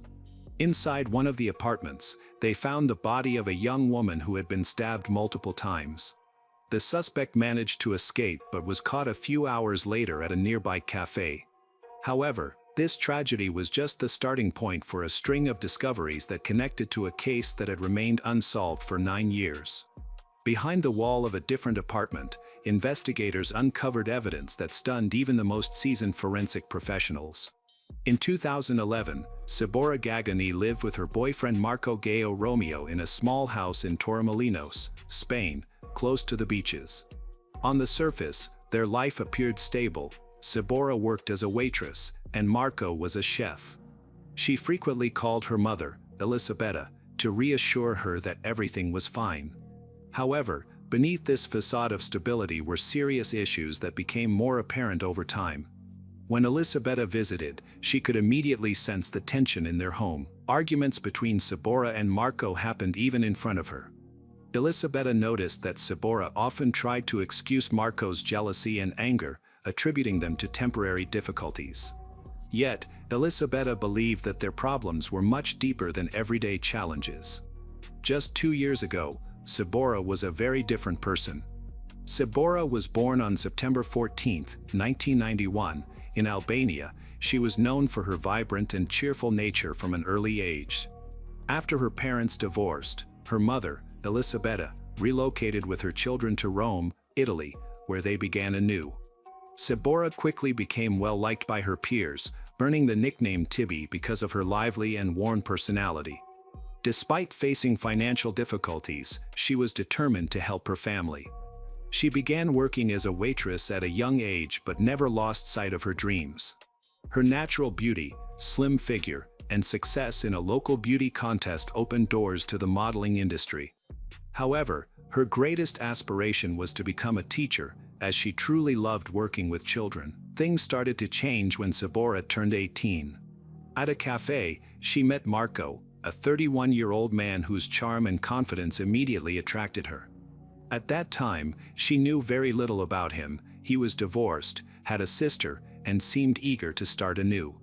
However, beneath this appealing exterior was a troubled past. Marco had a reputation for aggressive behavior and issues with substance abuse, which had led to multiple encounters with the police. Despite these red flags, Sabora was drawn to his charisma and chose to ignore the warnings. A year into their relationship, Marco proposed that Sabora move with him to Spain, claiming that there were better job opportunities there than in Italy. Elisabetta tried to convince her against it, expressing doubts about Marco's intentions, but Sabora was determined.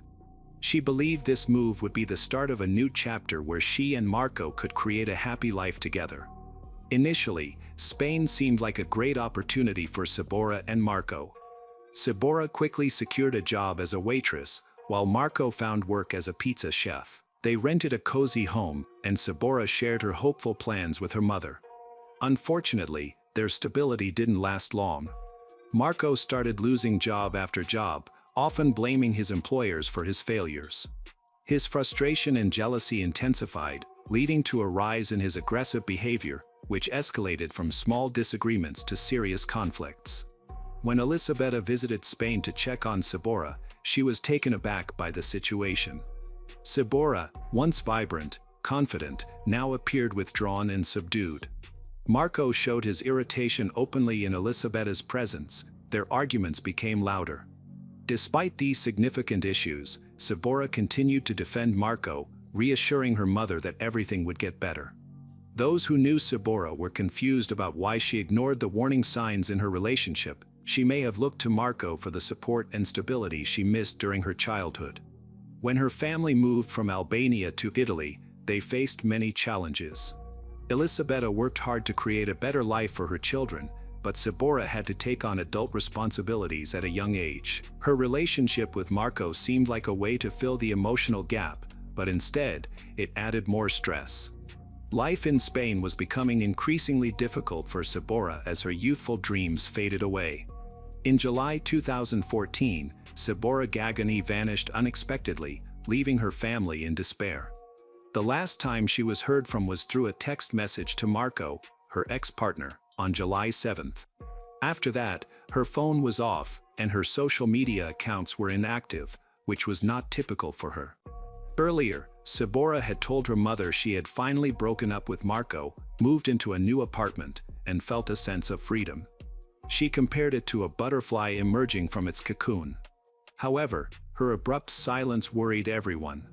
The situation became even more puzzling when Marco showed up unexpectedly at Elisabetta's home in Italy.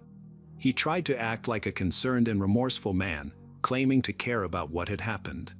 While having coffee, he told Elisabetta that he had no idea where Sabora might be. Marco explained that they had argued shortly before she vanished, and she had left without taking her belongings. However, he later changed his story, saying that a security guard at their apartment complex had seen Sabora leaving with 2 suitcases. These inconsistent statements raised more suspicions and increased worries.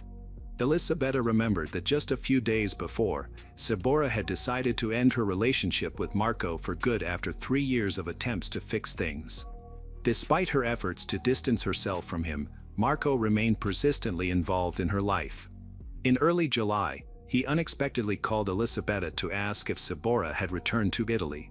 This question seemed strange to Elisabetta, especially considering Sabora's recent breakup and her repeated attempts to cut ties with Marco. Her mother recalled that, before, in 2013, Sabora had even gone back to her mother's home in Italy to leave everything behind, had realized that there was no future for her and Marco. However, Marco refused to let go. He traveled to Italy to see Sabora, begging her to give him another chance and promising to change, even proposing to her. Ultimately, exhausted by their turbulent relationship, Sabora succumbed to his promises. Unfortunately, the same cycle of jealousy, control, and aggressive behavior soon returned, disrupting her peace once again. At one point, Sabora told her mother that if she ever left Marco for good, she might have to disappear completely because she feared he wouldn't let her go. In the following months, Sabora made frequent trips to Italy, likely because her Spanish residency permit had expired. There were reports that she may have used a fake Italian ID for these travels. Elisabetta noticed her daughter appeared more and more scared, but Sabora rarely provided details about her situation. She only mentioned she was looking for a way to escape her troubles. Her family realized something was seriously wrong. Sabora would never cut off contact with them, especially with her mother and brothers. Now, all they could do was wait and hope that Sabora had chosen to go into hiding to escape Marco's grip. However, the conflicting stories and complete silence from her only raised more concerns. By 2015, the investigation into Sabora's disappearance had not made significant progress, despite the efforts of her family and law enforcement. Her mother, Elisabetta, was determined to file an official report with the authorities. She strongly believed that Marco, Sabora's ex-partner, was involved, as he was the last person known to have seen her before she disappeared. His behavior during the investigation only deepened suspicions. When questioned, Marco stuck to his story, claiming that Sabora left their home after an argument, after that they lost contact with each other. However, many of her personal items, including clothes and identification, remained in the apartment, which was strange. Despite his claims, Marco never reported her missing to the police. Instead, he claimed he tried to find her himself by printing and distributing flyers in their neighborhood. He also provided conflicting theories about where she might be, suggesting at one point that she had traveled to Argentina or had been seen with an unknown man with whom she allegedly had a confrontation. These statements were inconsistent and lacked credible evidence. Elisabetta, feeling distrustful of Marco, took matters into her own hands to find her daughter. She contacted the media and a specialized organization that helps raise awareness about missing persons cases. As a result, photos of Sabora and requests for information started appearing in both Italian and Spanish news outlets. However, these efforts did not lead to any new information. While Sabora's family continued to search for answers, Marco seemed to be living a fairly normal life. He changed his appearance by shaving his head and growing a beard, likely to avoid drawing attention. During this period, he entered into 2 new relationships, both of which ended due to the women complaining about his aggressive behavior. Nevertheless, Marco stayed in Spain, frequently going to the gym and joining a shooting club, which concerned those who knew his background. Cibora's family refused to lose hope. Elisabetta continually urged the police to step up their investigation. As a response, law enforcement began reviewing the case files to identify any overlooked details. They paid close attention to Marco's statements, which had seemed inconsistent from the start. Moreover, there were questions about why he hadn't contacted the police immediately after she went missing. As time went on, public interest in Cibora's case decreased. Despite her family's relentless search for answers, Marco, who was still in Spain, seemed to adapt to life after her disappearance. To his neighbors, he seemed friendly, focused on fitness and socializing.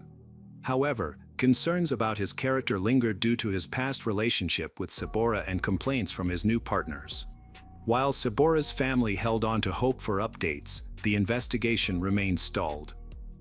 Authorities broadened their search using international missing persons databases, but these efforts produced no leads. For those who knew Cibora well, the uncertainty about her fate was agonizing.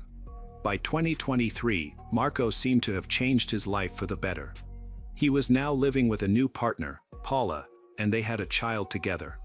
Yet, beneath this seemingly fresh start, the same problems that troubled Marco for years persisted. His relationship with Paula was unstable. She confided in close friends and co-workers about experiencing physical abuse from him. During this time, Marco had difficulty maintaining a steady job, which made their financial situation worse. Over time, Paula became more aware of the challenges in Paula and Marco's relationship. She felt that Marco was not only aggressive at work but also unsupportive at home. Despite Paula's efforts to create the appearance of a normal life, her struggles were becoming apparent. For Paula, her primary goal was to save enough money to leave Marco and fight for her children's custody. Marco's situation was getting worse. He often told his master about his financial problems, stating he was working only for his family's sake. However, his aggressive behavior at work and inability to get along with co-workers made his master wonder if keeping him employed was worth the hassle. Meanwhile, Paula's friend noticed how serious Paula's situation was and encouraged her to stand up against the mistreatment. Despite this, Paula was too afraid to take any confrontational action. She confided in her friend that Marco had hit her 4 times and kicked her, but she minimized the seriousness of these incidents. This indicated that Paula needed immediate help. On Tuesday, May 16, 2023, Paula enjoyed her day off, excitedly sharing her plans for a relaxing evening with her coworkers. However, the next day, May 17th, took a tragic turn. Around 11:30 a.m., loud shouting came from the apartment that Paula shared with Marco. Although arguments were common between them, this time it sounded much more severe. Paula's voice was clearly heard, calling for help. Victor, Marco's landlord and boss, could hear a loud disturbance coming from her apartment. Worried, he hurried over with a co-worker from the restaurant. When they arrived at the door, they began knocking and shouting to find out what was going on inside. They heard soft sobbing, which then stopped abruptly. Shortly after, Marco opened the door, appearing calm, and told them everything was fine, saying Paula had just gone to bed. However, the absence of Paula's voice made Victor uneasy. This situation was particularly alarming given recent events. Just days earlier, Victor had fired Marco after a series of troubling incidents, including the mysterious disappearance of a kitchen knife. Victor had begun to distrust Marco and wanted to prevent any further issues. Now, Marco was involved in another troubling situation. While Victor went to get a spare key to the apartment, the co-worker called the police. Marco, seeming to recognize that the situation was getting serious, remained calm but acted unexpectedly. He suddenly left the apartment and walked out of the building without explanation. When the police arrived, they found the apartment locked. Victor soon returned with a spare key and entered the apartment to investigate further. Inside one of the rooms, they discovered Paula's body on the floor, stabbed 14 times. Her clothes were drenched in blood, and it was clear she had died several hours prior. The police secured the crime scene and called in forensic experts to gather evidence. They also began searching for Marco, who had fled the scene. Meanwhile, Paula's body was sent for an autopsy to determine the exact cause of death. Just a few hours later, Marco was found sitting calmly at a cafe table. He did not resist arrest and appeared unfazed by the situation. On May 20, 2023, 3 days after Paula's tragic death, Marco appeared in court. He was charged with a crime involving aggravating circumstances related to gender-based violence. The court ordered a psychiatric evaluation and substance testing. Marco was denied bail and remained in custody during the hearing. He chose to stay silent, only speaking to respond to his lawyer's questions. There was no mention of Sabora Gagani. However, just a few days after his arrest, Sabora's case gained attention again. Marco then made a surprising confession while being interrogated at the police station. He stated that during an argument in 2014, he had killed Sabora and hidden her body in the apartment they shared. Despite his confession, law enforcement decided to focus on the investigation into Paula's death first and postponed verifying Marco's claims about Sabora. Elisabetta, Sabora's mother, was devastated by the news of Marco's arrest and his admission about her daughter. For 9 years, she had advocated for a reopening of the investigation, convinced of Marco's involvement in Sabora's disappearance. Marco's confession led to the official reopening of Sabora's case, prompting investigators to validate his statements, starting with a look into the apartment where he and Sabora had lived in 2014. By early June 2023, Spanish investigators concentrating on Sabora's case meticulously examined the building layout where she and Marco had lived. A notable detail emerged: there was a large space that should have been part of the bedroom according to the building plans, but it was missing in reality. After receiving permission, investigators entered the apartment on June 6 and broke through the wall. They found a large wooden box filled with lime. Inside the box, police discovered important evidence: a plastic bag containing a knife with dried blood and personal items believed to belong to Sabora. Among these items was a wilted bouquet of flowers on top. The box also contained several plastic bags, one of which had a camping sleeping bag that held human remains. These remains were sent for forensic analysis to identify the person and determine the cause of death. To confirm the identity, Spanish authorities requested DNA samples from Sabora's family in Italy. On June 10, police visited the home of Sabora Gagani's mother, Elisabetta, to collect a saliva sample. The DNA results confirmed that the recovered remains belonged to Sabora. In the week that followed, new information about Marco's actions came to light.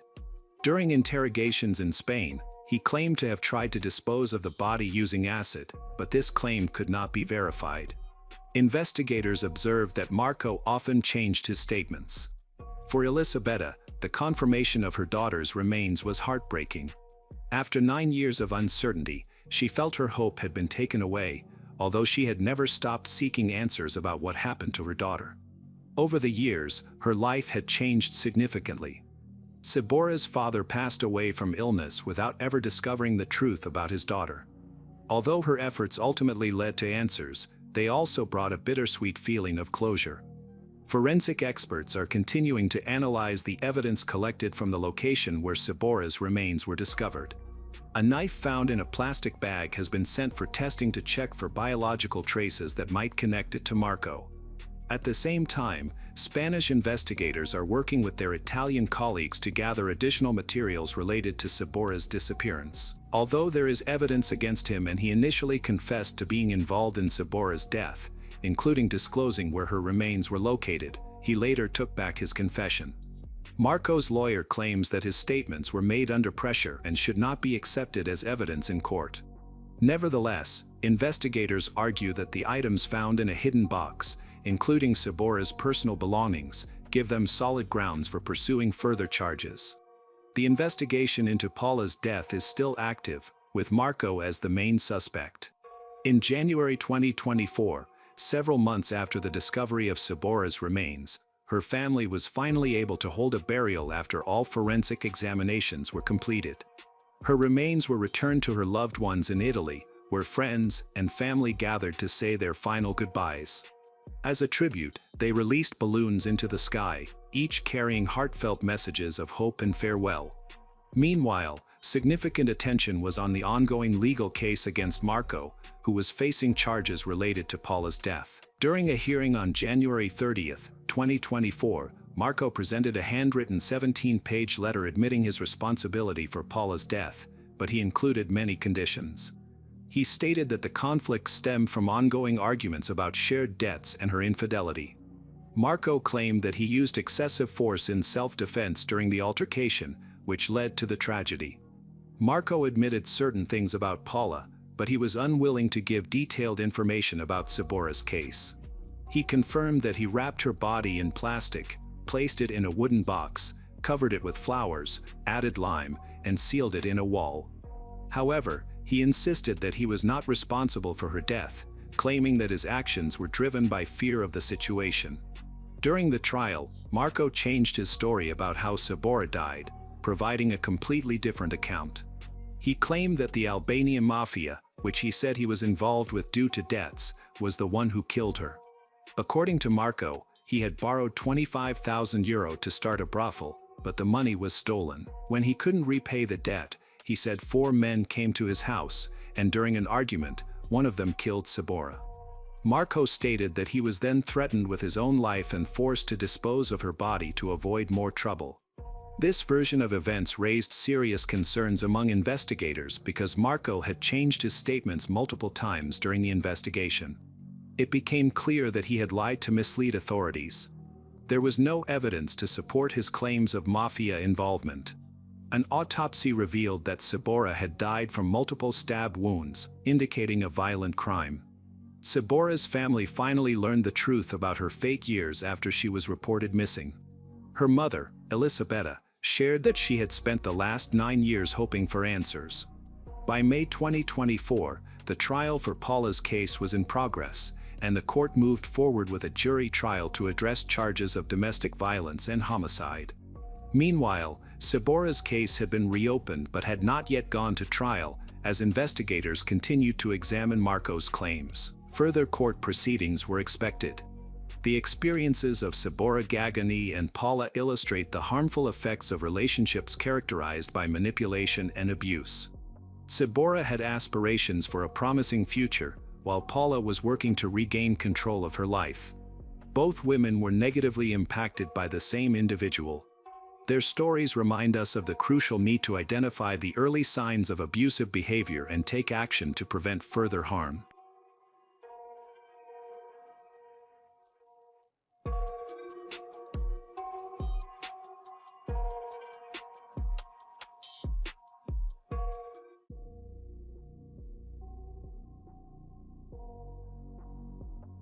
Teenage years can be a particularly vulnerable time in a person's life. During this period, individuals transition from childhood to adulthood. They might appear innocent and carefree, but they often hold on to secrets, maybe out of fear or embarrassment. Sometimes, not feeling able to share their struggles with a trusted parent or loved one can lead to serious consequences. The case of Justice Garrett, who was only 16 when her life was tragically cut short in 2018, has shocked Florida. For her mother, it was a heartbreaking realization. She had not recognized or understood the struggles her daughter was facing. Justice Marie Garrett was born on March 23, 2002, and is the eldest daughter of Danielle Pratt and Stanley Garrett. Justice spent most of her childhood and teenage years in New Smyrna Beach, a small town in Volusia County, Florida. In 2016, her parents divorced. Justice lived with their mother. A year later, Danielle started dating Robert Nixon Kern Jr. By the fall of 2017, Danielle moved with her daughters to Sorrento, Florida, a tiny rural town with a population of just over 1,000. They settled into Robert's house. Justice faced significant challenges after moving and struggled to adjust to her new surroundings. She missed her close friends who stayed in New Smyrna Beach, felt the difficulty of transferring schools in the middle of the academic year, and was unhappy with her new home and her mother's partner. Despite her frustrations, Justice remained respectful, tried not to cause any issues. Known for her friendly and humorous personality, she quickly made friends at her new school, especially forming a strong bond with a classmate. The two girls became nearly inseparable, with Justice often staying at her classmate's house, and they even referred to each other as sisters on social media. On Friday, April 13, 2018, Justice overslept and missed her school bus. In her rush to get ready for class, she skipped breakfast. That day, her younger sister, Devon, was ill and stayed home, while their mother was preparing to take Devon to the hospital. Justice chose to take a public bus to school, which was only a few stops away. She packed her backpack, said goodbye to her mother, and left the house. That was the last time anyone saw Justice alive. When Justice didn't return home from school at the expected time, her mother, Danielle, wasn't worried. She thought Justice had gone to her friend's house, which she often did after class. When Justice had missed school on Friday, and her phone had been off for almost 2 days, Danielle felt a surge of panic. After trying several times to reach her daughter without success, she hurried to the local police station to report her missing. The search for Justice began right away. When the officers found out that Justice had only moved to the area 6 months ago, they thought she might have gone back to her old town to visit friends for the weekend. Authorities believe that teenagers sometimes leave home suddenly, either in rebellion or for other reasons, and they thought Justice would likely return soon. However, Danielle firmly believed that her daughter wouldn't have left so far without telling her first. The initial step was to identify Justice's friends and find out if she had a boyfriend, any recent conflicts, or other relevant information that could clarify the circumstances of her disappearance. Justice left home without any money, and all of her personal items were still there. Her phone lost signal shortly after she departed for school. Her social media accounts showed no activity since late Thursday night, and she didn't reply to any calls or messages. None of her friends knew her whereabouts, as she hadn't been in touch with anyone. Justice was not drinking alcohol or using banned substance. She was not in a relationship and had never had serious romantic involvement. Justice surrounded herself with positive influences, had no conflicts with others, and had a clean legal record. Teachers at her school spoke highly of her. Her classmates viewed her as kind, compassionate, and sweet. The police quickly checked all local crime reports, incidents, and traffic accidents throughout the area. They considered the possibility that she might have been involved in an accident and was unable to communicate. However, there were no records of her being involved in any such events. Using data from her phone, investigators were able to track her movements on the morning she disappeared. Around 7:30 a.m., Justice left her home and began walking toward the school. Approximately 15 minutes later, her movements became unusual. She stopped for a moment and then abruptly changed direction. Shortly afterward, her phone was turned off. Justice's disappearance sparked rumors and speculation throughout the small, quiet town, where little ever happened. Any incident quickly became the center of attention, spreading through gossip and often embellished with falsehoods.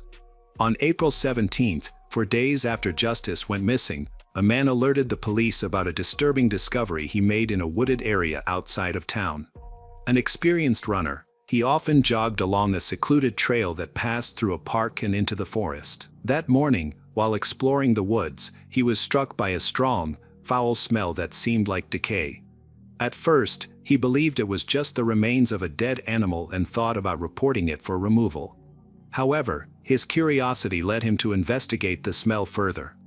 He stepped off the trail and walked approximately 15 feet into the underbrush, where he found a shocking sight: a severely decomposed human body, unrecognizable in appearance. Based on the long hair and pieces of clothing, it looked like a young woman. Her pants were pulled down to her ankles, her shirt and bra were pulled up around her neck, and her hoodie was tied tightly around her head. He quickly called the police and waited on the trail to avoid disturbing any potential evidence. When the officers arrived, they carefully examined the area and the remains. It was evident that this was a violent crime scene and the victim was a young woman. Her clothes were torn and her undergarments were missing, suggesting the crime was both abuse and aggressive. There were visible bite marks on her legs, probably from wild animals, but the most severe injuries were inflicted by a corrosive chemical. This substance had damaged her face down to the bone and had also been poured on her chest, lower abdomen, and private areas. It was clear that the perpetrator intended to disfigure the victim and remove any DNA evidence, which was unfortunately successful. From the beginning, investigators believed that the body discovered in the woods was that of Justice, who reported missing a few days earlier. However, due to significant chemical damage and decomposition, DNA testing was necessary for confirmation. Unfortunately, the Garrett family's fears were confirmed. Justice had been found dead.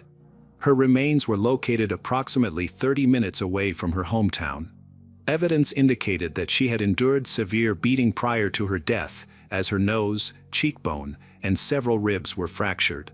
Because of the advanced decomposition, the exact cause of death could not be clearly identified, but it was thought to be due to mechanical asphyxiation. The man who found the remains provided important information to the police during his interview. He shared that he often jogged along the same path every other day. 2 days before discovering the body, he had seen a suspicious man coming out of the woods near where Justice's remains were later located. Although the witness could not give a detailed description because he only saw the man briefly from behind and from a distance, he described him as a short, stocky white male dressed in jeans and a black hoodie. The man quickly left when he realized someone else was nearby and vanished behind the trees. At the time, the runner found the encounter strange but didn't think much of it. There was no noticeable smell of decay that day, so he pushed the incident from his mind. However, after he found the remains 2 days later, he remembered the unusual man on the trail and reported it to the authorities. Detectives quickly suspected that the unknown person in the woods could be the criminal behind the crime. They thought he might have returned to the scene to hide evidence. Experts identified the chemical used on the body as chlorine bleach. This, combined with the area's humid climate, sped up decomposition and made the remains unrecognizable. The jogger was eliminated as a suspect after passing a lie detector test and giving a strong alibi for the day Justice went missing. Justice's mother stated that her daughter intended to take a public bus to school that morning. However, security camera footage showed that Justice never arrived at the bus stop.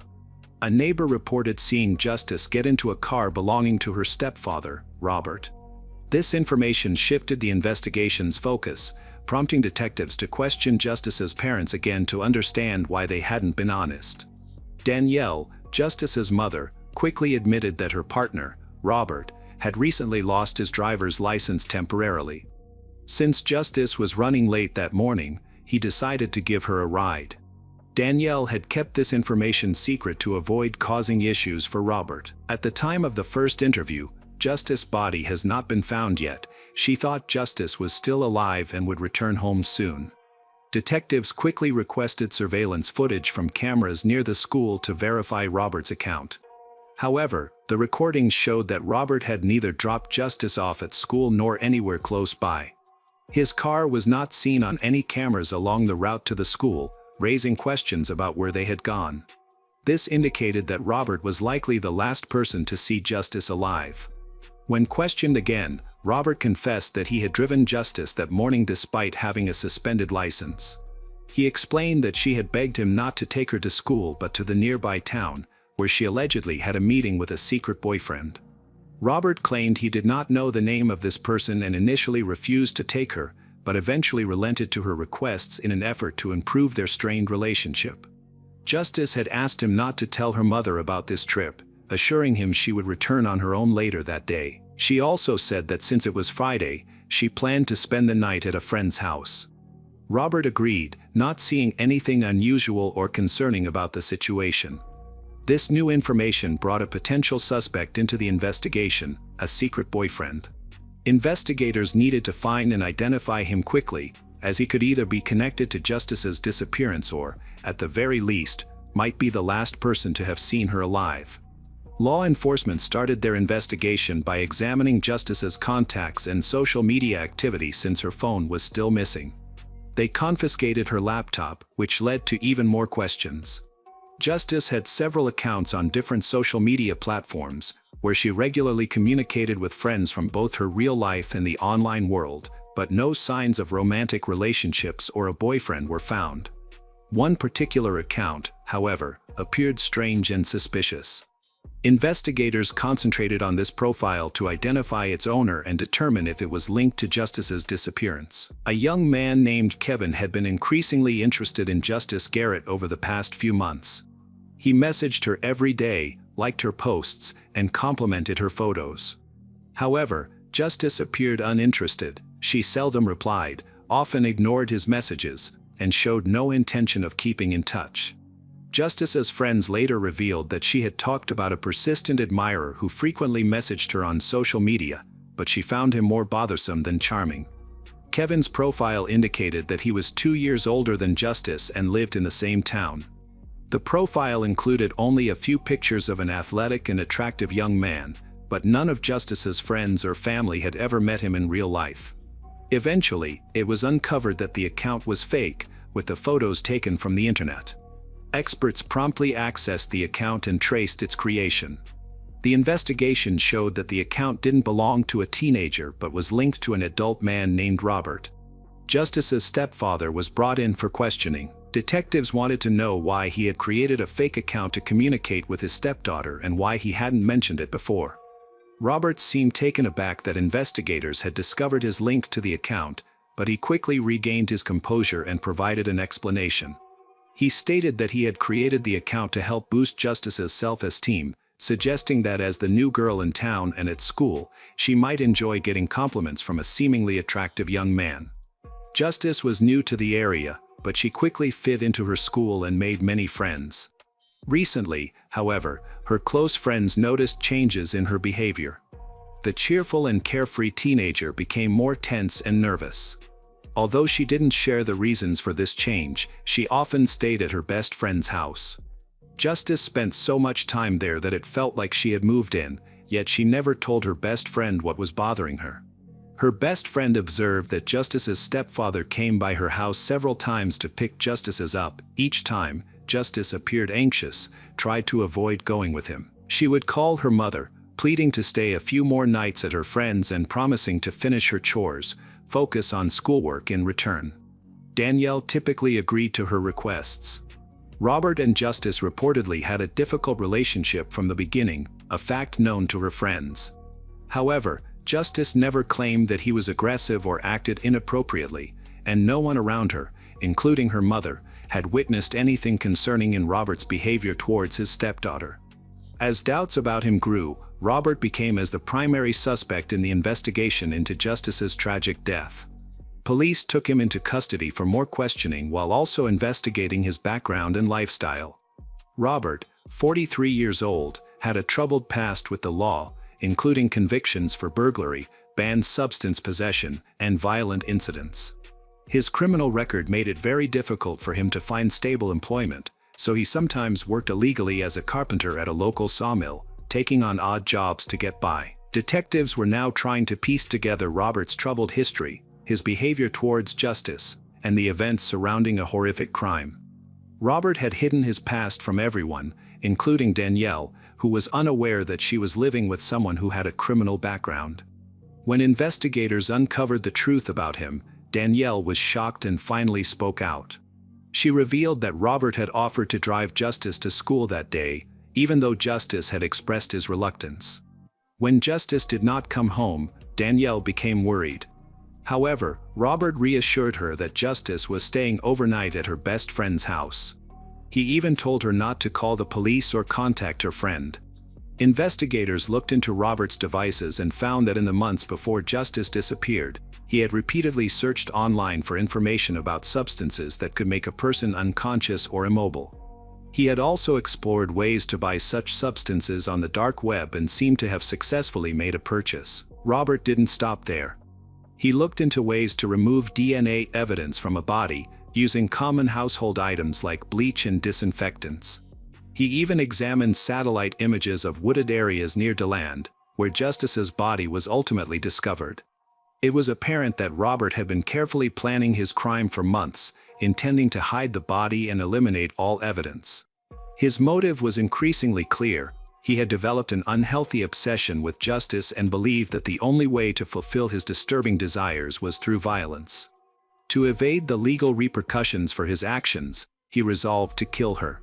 Investigators cleared up their suspicions about Robert's involvement by examining the geolocation data from his phone on that day. He drove away from their home with Justice toward her school, but then suddenly changed direction and stopped in a remote area. At this point, it's believed that Robert may have used a chemical, possibly chloroform, to incapacitate Justice. He then turned off Justice's phone. His vehicle was monitored as it traveled to the location where it remained for about an hour. This time frame would have provided him enough opportunity to assault Justice, physically harm her, strangle her, and hide her body in the woods. From 8:12 a.m. to 9:17 a.m., Robert's phone remained in the area where Justice's body was eventually found. On that day, he carried a small bottle of a chlorine-based substance, which he poured over her face and other areas to eliminate possible evidence. However, Robert became anxious, worrying that he might have left traces behind. 2 days later, he came back to the scene with a large container of bleach, poured it over Justice's head, chest, and lower body in a final effort to destroy any evidence that could connect him to the crime. That morning, the attacker revisited the crime scene and was seen by a jogger. The jogger later found Justice's body and reported it to the police. Kern's alibi quickly unraveled. Although he worked unofficially at a local sawmill, he had asked 2 co-workers to falsely claim he was on time that day, when in fact he was almost 2 hours late. When questioned further, both co-workers admitted the truth after being warned they could face charges for lying and hiding evidence in a violent crime. Robert denied all the charges, but the evidence against him was overwhelming, leading to a trial. Witnesses described Justice as living in fear during the final months of her life, often avoiding her home. Despite her struggles, she never expressed her fears, not even to her mother. Danielle, caught up in her love for her new partner, didn't recognize the danger and never asked Robert about his past. Prosecutors thoroughly disproved Robert's statements, showing he had carefully planned the crime with the intent to kill Justice. Forensic evidence, such as moss and soil samples from the location where Justice's body was found, matched particles found on his car mats, strengthening the connection to the crime scene.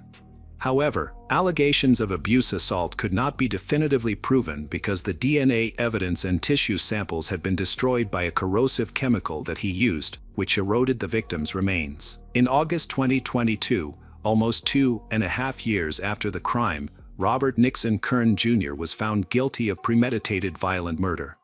He received a life sentence in prison without the possibility of parole, meaning he will never be released.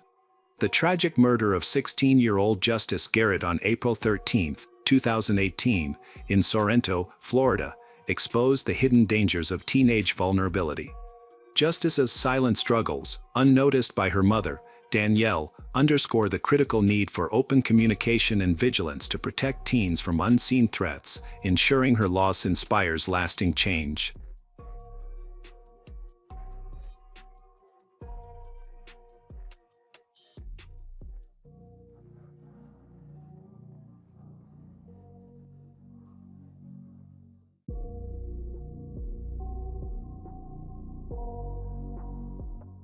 The silence in the small town of Goshen, surrounded by orchards, was shattered when police officers discovered a lifeless man on the bathroom floor, Daniel Green. On February 6, 2015, at noon, his colleagues became concerned when he didn't arrive for his shift and went to check on him. What they found was shocking. Daniel, just 31 years old, had been shot 4 times, with 1 bullet striking his forehead. Neighbors reported not hearing anything unusual. There were no clues to identify the shooter. There was no weapon, no DNA evidence. It seemed the perpetrator had meticulously covered their tracks. Daniel Green spent his entire life in Goshen. He worked for 11 years in the California Police Department and earned the respect of the town's residents. Passionate about his job, he always wanted to make a positive impact on the community, where everyone knew and trusted each other. Tragically, it was here that his life came to a sudden and harsh end.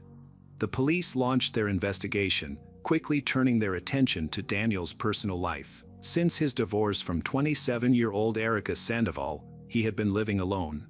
Their relationship was complicated. Even after separating, Erica continued to meddle in Daniel's life, trying to control him despite their official split. On February 6, 2015, Erica showed up at the scene shortly after receiving a message from a friend. She entered the house, crying uncontrollably in front of the officers. She claimed that she hadn't seen Daniel that day and was not involved in the incident. However, her actions raised red flags for the investigators. She arrived too quickly, displayed excessive emotion, and there were many unanswered questions surrounding her involvement. The death of Officer Green impacted the Tulare County Sheriff's Department profoundly. His colleagues began to question whether his tragic end was connected to his work or if it stemmed from personal issues. As the questions multiplied, one thing became clear: these mysteries needed to be resolved quickly. Investigators meticulously examined motives, connections, and personal conflicts, ensuring that no detail was overlooked. Matt and Misty, Daniel's twin siblings, were deeply affected by their brother's loss. They grew up in Porterville, a small town in California, where they shared a dream of working in law enforcement. Matt initially joined the police force but later shifted to a career in law. In contrast, Daniel remained dedicated to his role in law enforcement, advancing to the position of officer and taking pride in his chosen path. Their sister consistently supported them and felt proud of her brothers. Daniel Green was known for both his career in the police force and his love for motorcycles. He was a member of a motorcycle club, where he enjoyed the thrill of riding and the feeling of freedom it provided. A close friend of his, James, often joined him on rides through the countryside, cherishing those moments on the road together. Daniel's personal life was quite active. He enjoyed dating and rarely spent time alone. For a while, he would frequently arrive at family events with different girlfriends each month. This pattern continued until late 2009 when he met Erica Sandoval, a 22-year-old nurse. Meeting Erica changed his life completely. He fell deeply in love and decided to take a step towards settling down. At that point, both of his siblings were already married, while he had been single. However, with Erica, it felt different. Daniel was truly captivated by her. A close friend of Erica revealed that Erica was very much in love with Daniel at the start of their relationship. Their connection was strong, and they initially appeared to be the perfect couple. However, Daniel's sister observed that although Erica was generally friendly, she could quickly become upset if things didn't go as she wanted. As time went on, stress accumulated in their relationship, leading to regular conflicts and arguments. Erica grew up in Southern California in a middle-class family. She had a brother who recalled that Erica, as their parents' only daughter, always felt special.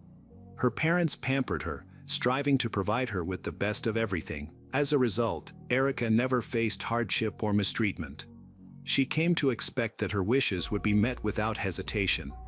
With the constant support and attention from her parents and brother, she developed a sense of entitlement and believed she deserved special treatment. Daniel Green, 26, and Erica Sandoval, 23, shocked their family and friends by secretly getting married in Las Vegas. They didn't inform anyone beforehand. Daniel's brother and sister were taken aback when they received a late-night message that included a photo of the marriage certificate. A few weeks later, the couple hosted a small celebration for their close friends, where Erica wore a white dress and Daniel donned a black suit. Despite seeming happy, Daniel and Erica's relationship was not perfect. A friend and fellow motorcyclist of Daniel's recalled that even before they got married, they had a serious fight where Erica used a razor to damage the furniture in Daniel's home. His friend considered this a troubling sign that should not have been overlooked. Daniel's brother, Matt, also saw the damage firsthand and was worried, but Daniel dismissed it as just an emotional outburst. Tensions continued within the family. During one argument, Matt and their sister heard Erica shouting at Daniel from another room and saw him break down in tears. Matt described it as one of the most painful moments of his life, feeling devastated to hear his brother cry. Intervening in Daniel and Erica's relationship was challenging. The Green family faced tough times growing up. Daniel's brother and sister recalled how they, along with their mother, suffered from their stepfather's abuse. He had a criminal background, drank heavily, and used banned substance. To shield their younger sister, Matt and Daniel, being older, often took the worst of the abuse. Eventually, their mother obtained a restraining order, and shortly after, their stepfather died. These experiences deeply affected each of them.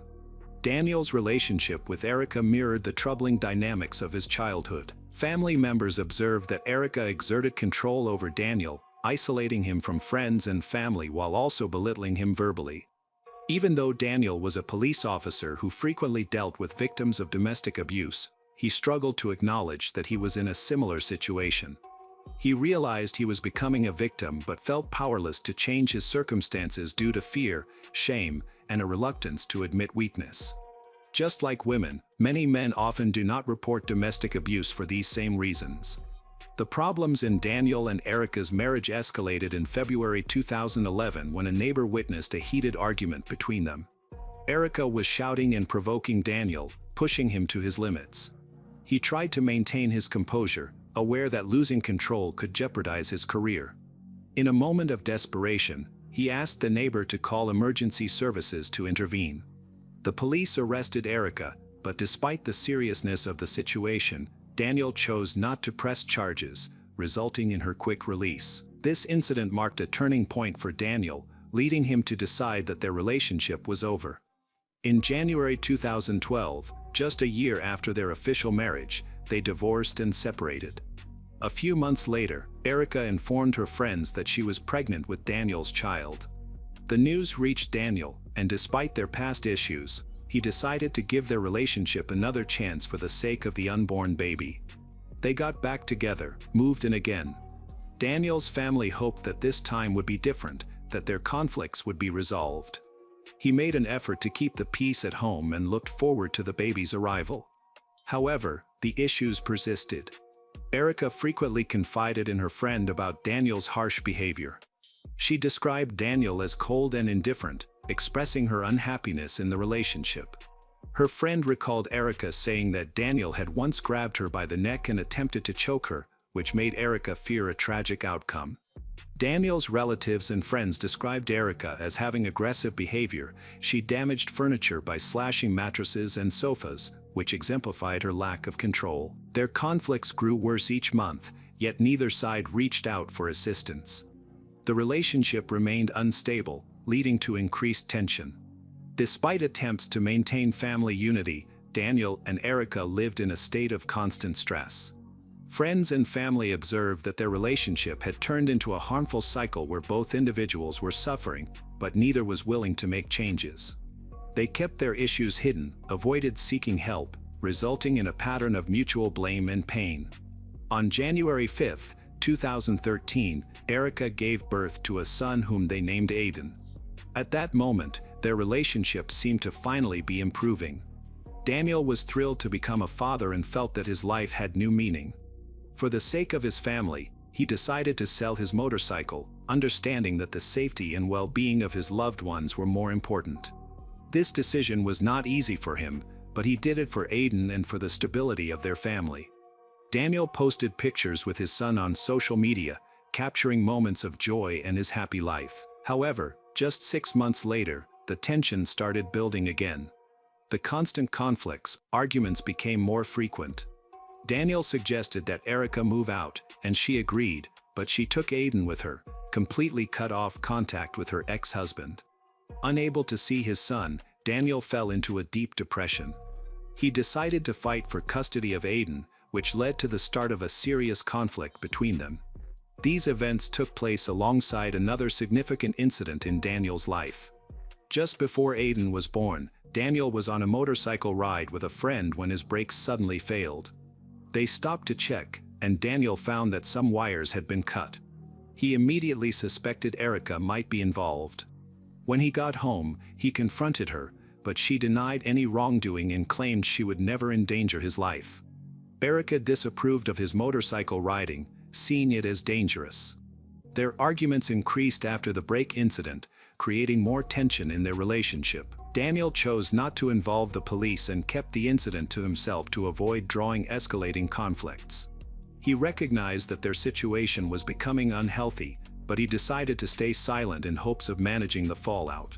After selling the motorcycle and welcoming the birth of his son, Daniel hoped for a calmer period in their family life.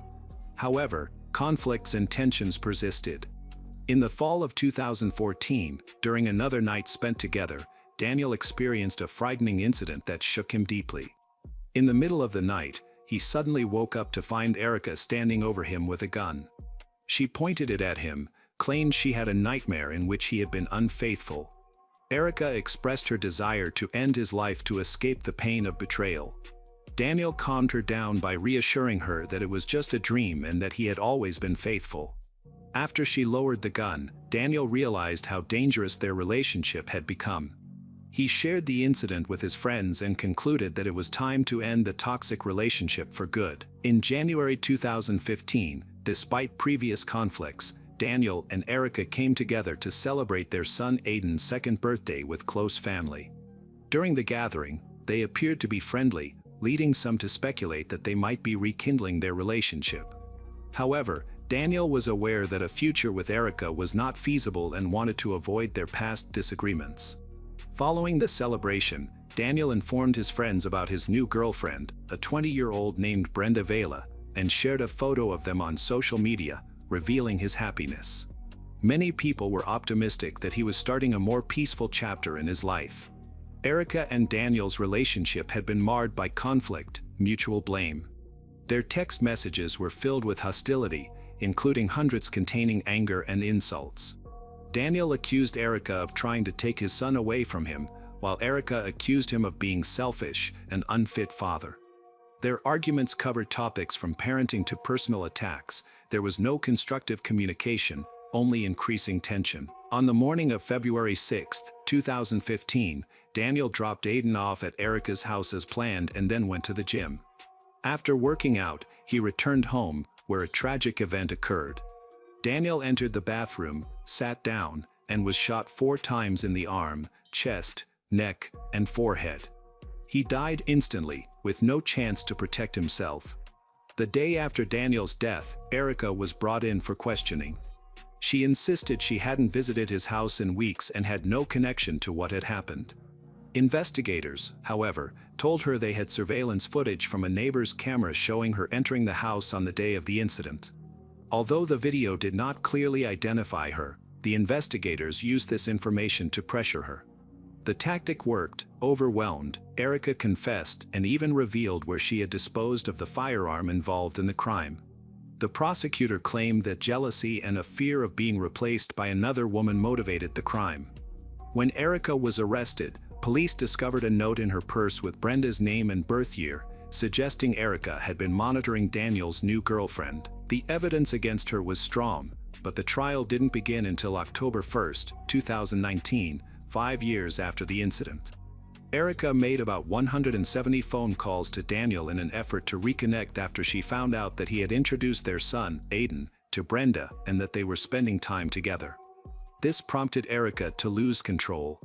The prosecutor also mentioned that after the crime, Erica deleted several messages from Daniel's phone where she had tried to persuade him to believe she would change and improve. However, Daniel made it clear that he wanted nothing to do with her. He intended to move forward with his life. During the trial, Erica's lawyer argued that Daniel had been an abusive husband who repeatedly attacked her. They presented audio recordings of their intense arguments, where Daniel could be heard insulting and threatening Erica. These recordings were vital to her defense, highlighting the aggression and cruelty in their relationship. In court, Erica detailed the abuse she suffered over the years. She stated that Daniel physically assaulted her, choked her, and made threats against her. Erica explained that she lived in constant fear and refrained from reporting the abuse to the police because she felt it would be pointless. She believed that, as a police officer, Daniel could sway any investigation and that he was too powerful for her to seek justice. Erica also thought that people would not believe her because Daniel was well respected in their community. On February 5, 2015, the day before the incident, Erica said she had a phone conversation with Daniel. During their conversation, they flirted, which gave her hope of rebuilding their relationship. The following day, she decided to visit his house to see if they could reconnect. Upon entering, she noticed 2 firearms on the table, which made her feel uneasy. Curious, Erica explored the house further and discovered a partially open safe in one of the rooms. Inside the safe, she found 2 intimate photos of individuals who she believed looked underage. This discovery shocked her and made her worried that Daniel could be a danger to their son. Erica said that seeing the photos changed how she viewed Daniel. She recalled how he had made her wear school uniforms and started to realize that his interests might be more sinister than she had assumed. After putting the documents away, Erica heard a car pull up. It was Daniel. In a panic, she grabbed 2 loaded guns and hid in one of the rooms, unsure of what to do next. When Daniel entered the house, he moved through the rooms. Erica heard him go to the bathroom, and with the guns in her hands, she followed him, filled with fear. When she entered the bathroom, she found Daniel sitting on the toilet. He saw her and shouted angrily, threatening her. At that moment, she claimed she started shooting. She couldn't remember how many shots she fired but kept shooting until she felt safe. Then she ran out of the house, disposed of the guns, and attempted to escape. Erica revealed that she continued to have an intimate relationship with Daniel despite his mistreatment because she was afraid of how he would react if she refused him. She believed that not meeting his needs would lead to his aggression. This fear was a significant reason for her staying with him. She felt that her safety depended on obeying his demands. During the trial, Erica spoke for the first time about finding photos in Daniel's safe. She explained that she had kept this information to herself during the investigation because she did not trust the authorities and thought they would side with her ex-husband. Daniel's family was shocked by her allegations and completely rejected them. Erica maintained that she was scared her concerns would be overlooked or misunderstood. However, her claims were not backed up by evidence. Officers who searched Daniel's home found no illegal photos or proof to support her accusations. The prosecutor argued that Erica's statements were false, intended to evade accountability. Erica's lawyer attempted to paint Daniel negatively by highlighting that his phone and computer had hundreds of explicit photos and videos featuring adults. Additionally, the lawyer mentioned that Daniel had deleted over 1,000 images from his phone years ago, suggesting that this could imply he had troubling secrets. Erica may have had valid reasons to be afraid of him. She expressed sorrow for her actions and apologized to Daniel's family, stating that she never intended for things to end so tragically, that her actions were motivated by panic and fear for her son. Erica's attorney argued that the responsibility for Daniel's death was not only on Erica but also on Daniel himself. They were caught in a traumatic relationship that neither could escape, leading to a tragic outcome. The jury deliberated for nearly 4 days but couldn't reach a unanimous verdict, resulting in a mistrial. Erica's attorney viewed this as a positive outcome, as it allowed them to reevaluate the case and plan a new defense strategy. Nevertheless, Erica lost her parental rights, Daniel's brother, Matt Green, and his wife adopted Aiden. Erica Sandoval's first trial in 2019 ended with a hung jury. The next trial begins on February 6, 2025, exactly 10 years to the day after the crime was committed. Jury deliberations began on Tuesday, May 6, 2025. On May 8, 2025, Erica was found guilty of first-degree murder with the special allegation that she personally and intentionally discharged a firearm, causing serious bodily injury to Daniel. Sandoval's sentencing is scheduled for June 5, 2025.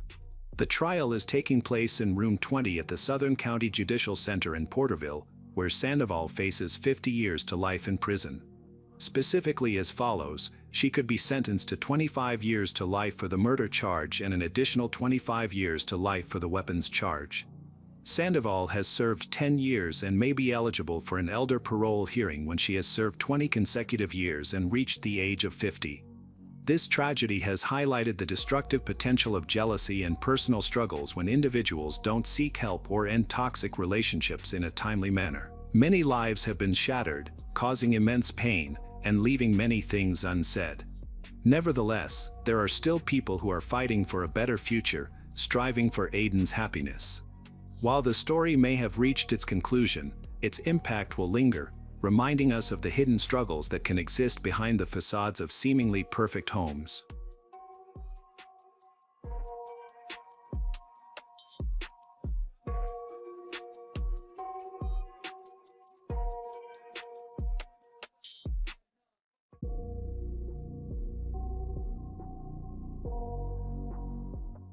Ashley Bocanegra was born in the Bronx, one of New York City's 5 boroughs. She was raised by her mother along with her older sister. There is no public information about her father, and it remains unclear whether he was involved in Ashley's life. The family lived modestly but maintained a stable lifestyle. Ashley was outgoing and energetic. She took pride in her appearance and had a strong interest in makeup. From a young age, she enjoyed experimenting with different styles, which made her stand out among her peers. After high school, she did not pursue a specific career path right away. Instead, she worked in retail while trying to figure out her future, but she did not have any firm plans. Around this time, she met a young man with whom she soon developed a serious relationship. They spent a lot of time together, and eventually, Ashley found out she was expecting. The pregnancy was unplanned, but they both decided to embrace this new chapter in their lives and moved in together. In 2014, Ashley gave birth to a son whose name has not been publicly disclosed out of respect for his privacy. The arrival of their son marked a significant shift. Ashley became fully focused on being a mother. Despite being young, her partner stepped up and participated in raising their child. Life in New York City was becoming increasingly challenging, with rising rent and piling daily expenses.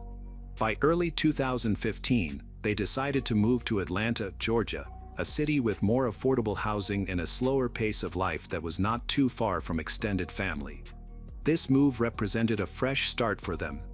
They secured an apartment in a residential complex that had security cameras and on-site staff. Visually, the neighborhood appeared safe, and they hoped it would be a place to rebuild their daily lives. Although their romantic relationship eventually came to an end, they continued to live under the same roof for the sake of their son. They agreed to keep their personal lives separate until their son was older. Ashley took on most of the household responsibilities and began looking for a stable job. Eventually, she landed a position at a home improvement store, working the night shift. This arrangement allowed her to be at home during the day. It was a tough schedule, but it helped her improve her financial situation. Ashley was working toward creating stability and gradually gaining independence from her former partner, all while maintaining peaceful family dynamics. As Ashley adjusted to the demanding rhythm of overnight work, she became familiar with the store's routine. Most of her shifts took place on weeknights, and she was consistently scheduled with the same group of co-workers. This consistency helped form close-knit working relationships. It was in this environment that she first took notice of Daniel Gonzalez. He also worked at the same home improvement store and was usually scheduled on the same nights. Their conversations began with routine work-related questions. Daniel was proactive. He did not shy away from hard tasks and often volunteered for demanding assignments. He came across as calm, polite, and friendly. Although he wasn't pushy, he was often nearby when Ashley needed an extra hand. Over time, they developed a steady rapport. What started as brief exchanges during breaks slowly evolved into real conversations, and Ashley felt at ease around him. There was no pressure or signs of him pushing boundaries. Daniel earned her trust. He avoided discussing personal matters and never made suggestive remarks, but it was clear he was interested. He asked about her day, showed concern for her well-being, and offered to help even when she had not asked for it.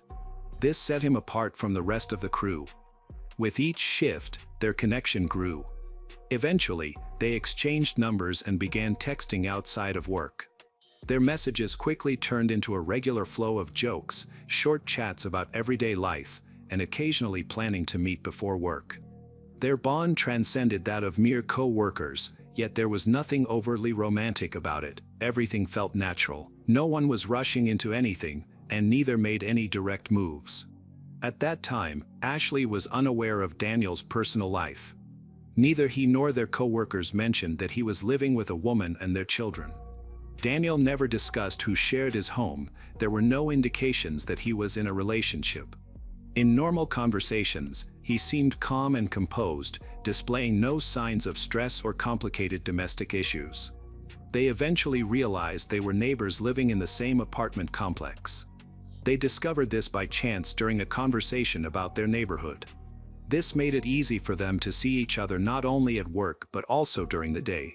Sometimes, Daniel would help Ashley carry her groceries, or they would bump into each other in the parking lot, where he would walk her to her building. To Ashley, this felt like a comfortable friendship with a reliable coworker. His proximity and willingness to help were nice perks, making him seem thoughtful. She was unaware of his actual circumstances. At the time of these events, Daniel Gonzalez was a 27-year-old living in Atlanta, Georgia. He was in a long-term relationship with Antonetta Stevens, a woman of the same age, although they were not legally married. They had been together for over a decade, having known each other since childhood, as their families were longtime friends. Throughout their relationship, they became parents to 2 sons, aged 9 and 6. However, their home life was more complicated than it appeared. Daniel and Antonetta's relationship had become increasingly strained over the years, with arguments happening more often. While most disagreements arose from everyday issues, they frequently escalated into larger conflicts. People close to them described Antonetta as having a quick temper. She could quickly shift from calm to confrontational over minor annoyances. This tendency was noticeable not only to Daniel but also to others in their circle.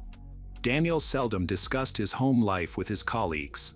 Only a few close friends were aware of his personal struggles, which he kept private. However, the ongoing stress at home began to take a toll on him.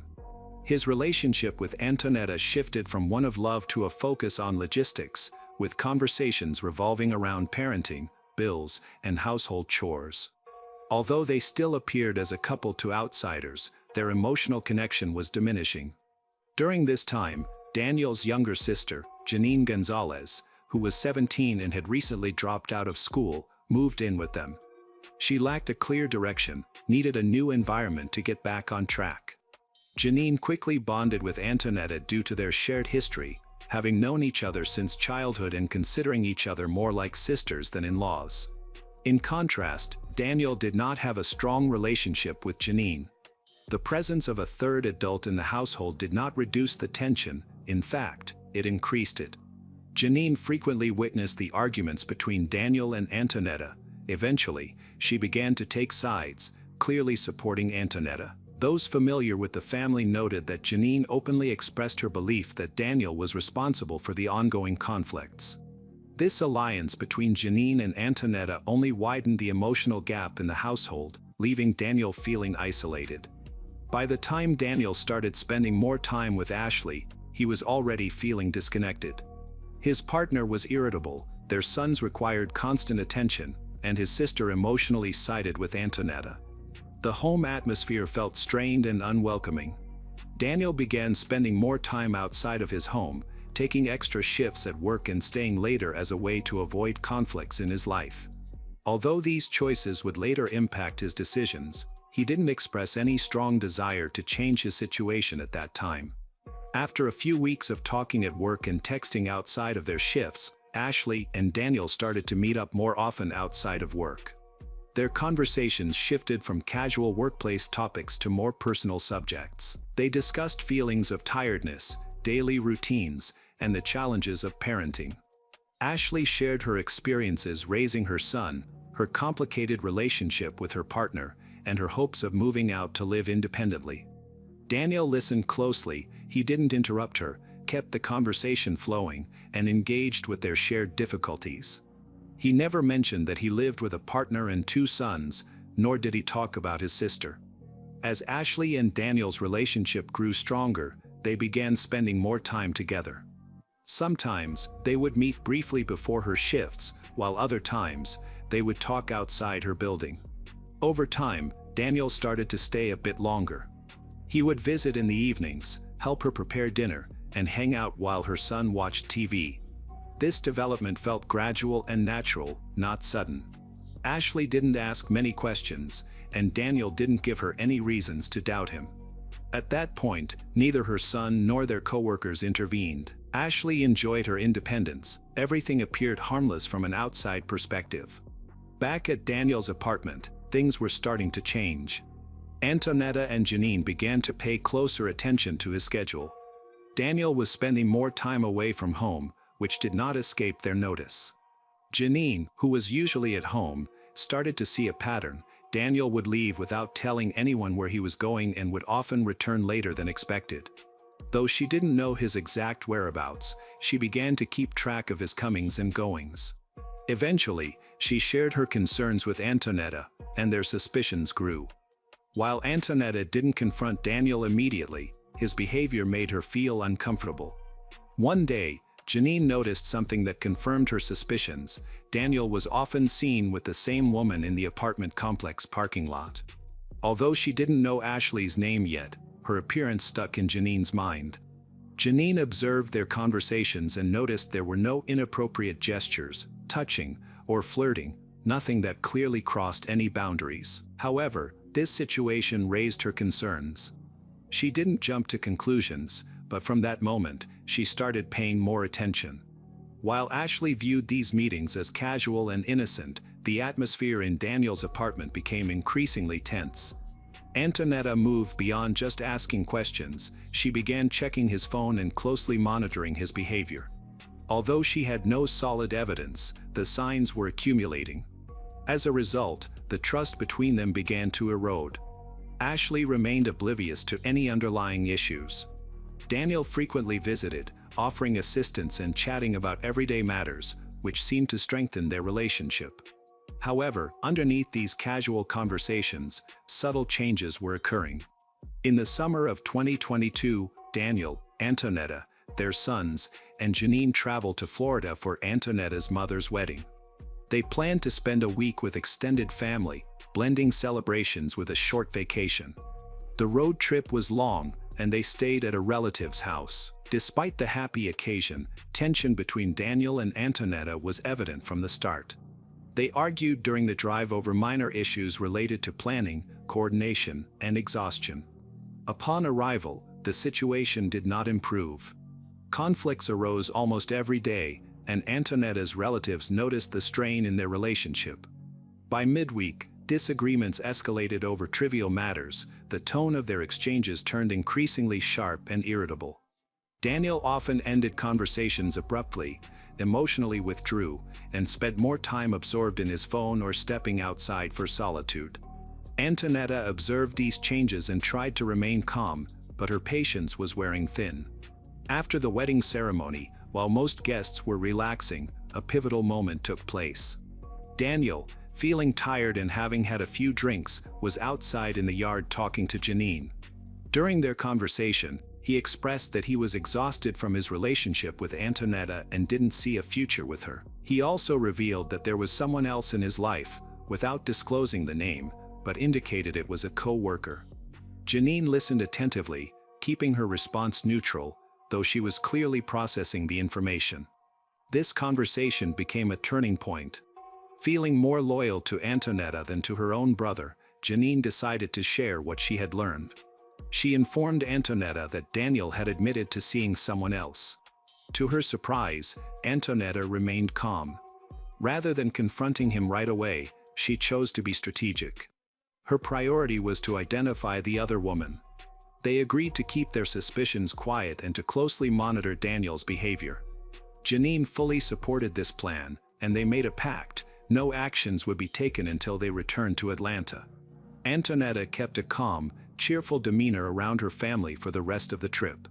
Though everything appeared peaceful on the surface, she was quietly strategizing to find out who the woman was. After returning from Florida, the mood in Daniel's apartment shifted. Antonetta and Janine didn't mention the wedding conversation, but they began to execute a plan they had developed in secrecy. Their goal was to find out if Daniel was really involved with a coworker. Instead of asking him directly, they decided to observe his habits and behavior. Since neither Antonetta nor Janine had full-time jobs at that moment, they spent most of their days at home, which allowed them to watch Daniel closely. Janine took note of when he left the apartment, who he interacted with, and how he acted when he returned. They also started checking Daniel's phone whenever it was left unattended or unlocked to look for notifications or messages. A few days after returning, Janine reported seeing Daniel leaving work with a young woman. They were outside, smoking and chatting. Janine noted that while their interaction didn't seem overtly romantic, there was a comfortable rapport between them. She remembered the woman's appearance, and when she described her, Antonetta suspected it might be their neighbor, Ashley. Antonetta recalled seeing Ashley in the complex courtyard occasionally, usually with her son. That evening, they decided to watch for Ashley to see if she would appear again. Over the next few days, Antonetta and Janine took turns watching the apartment entrance and the area surrounding the store to confirm whether it was indeed Ashley with Daniel. Their surveillance eventually paid off. They saw Daniel and Ashley talking and then going their separate ways. With this confirmation, they moved forward and took action. Antonetta proposed using Daniel's phone while he slept to message Ashley and lure her into a meeting, setting up a direct confrontation. Janine agreed with the plan. They now had a clear objective. It was no longer just about revealing the truth, it had turned personal. They wanted revenge. The next morning, after finishing a night shift, Daniel came home and went to sleep as usual, briefly chatting with Antonetta before heading to the bedroom. Once he was asleep, she quietly entered the room, took his phone, and brought it to Janine. Together, they started scrolling through his messages. It didn't take long to find what they were looking for. In his chat with Ashley, they found personal messages filled with emotional significance, mentions of past meetings, and small details that confirmed the two were in constant contact. That was all the confirmation they needed to move on to the next step. Antonetta used Daniel's phone to send the text to Ashley. She explained that Daniel had an argument at home, was kicked out, and wanted to meet. Ashley responded quickly, asking for his location and how to find him. Their conversation seemed typical for two people who know each other well, so Ashley was unaware that she was not actually communicating with Daniel. Antonetta kept the tone light and casual to prevent any suspicion. After exchanging a few more messages, Antonetta proposed they meet in the courtyard of their apartment complex, a small grassy area between the buildings, and Ashley agreed. After arranging the meetup, Antonetta and Janine started getting ready. They brought Janine's phone to record what would happen. They were unarmed and planned to lure Ashley outside to confront her unexpectedly and escalate things physically. Their intention was not just to have a conversation but to make a statement. They carefully chose the location. It was close enough to nearby buildings for visibility but out of sight from the main entrances. While there were surveillance cameras in common areas, they didn't cover this specific spot, offering a sense of privacy within the complex. At that time, Daniel was asleep, completely unaware that his phone was being used. Early in the morning, Antonetta and Janine left the apartment, leaving Daniel and the boys behind. They positioned themselves behind some bushes near a pedestrian path. The area was shaded and slightly away from the building entrances, but still on public property. Visibility was limited, although someone walking by might notice them. They waited. When Ashley texted to say she was on her way, Antonetta made sure the phone was recording and instructed Janine to continue filming no matter what. Minutes later, Ashley walked down the path, completely unaware of the danger that awaited her. As she neared her destination, she scanned the area, hoping to see Daniel.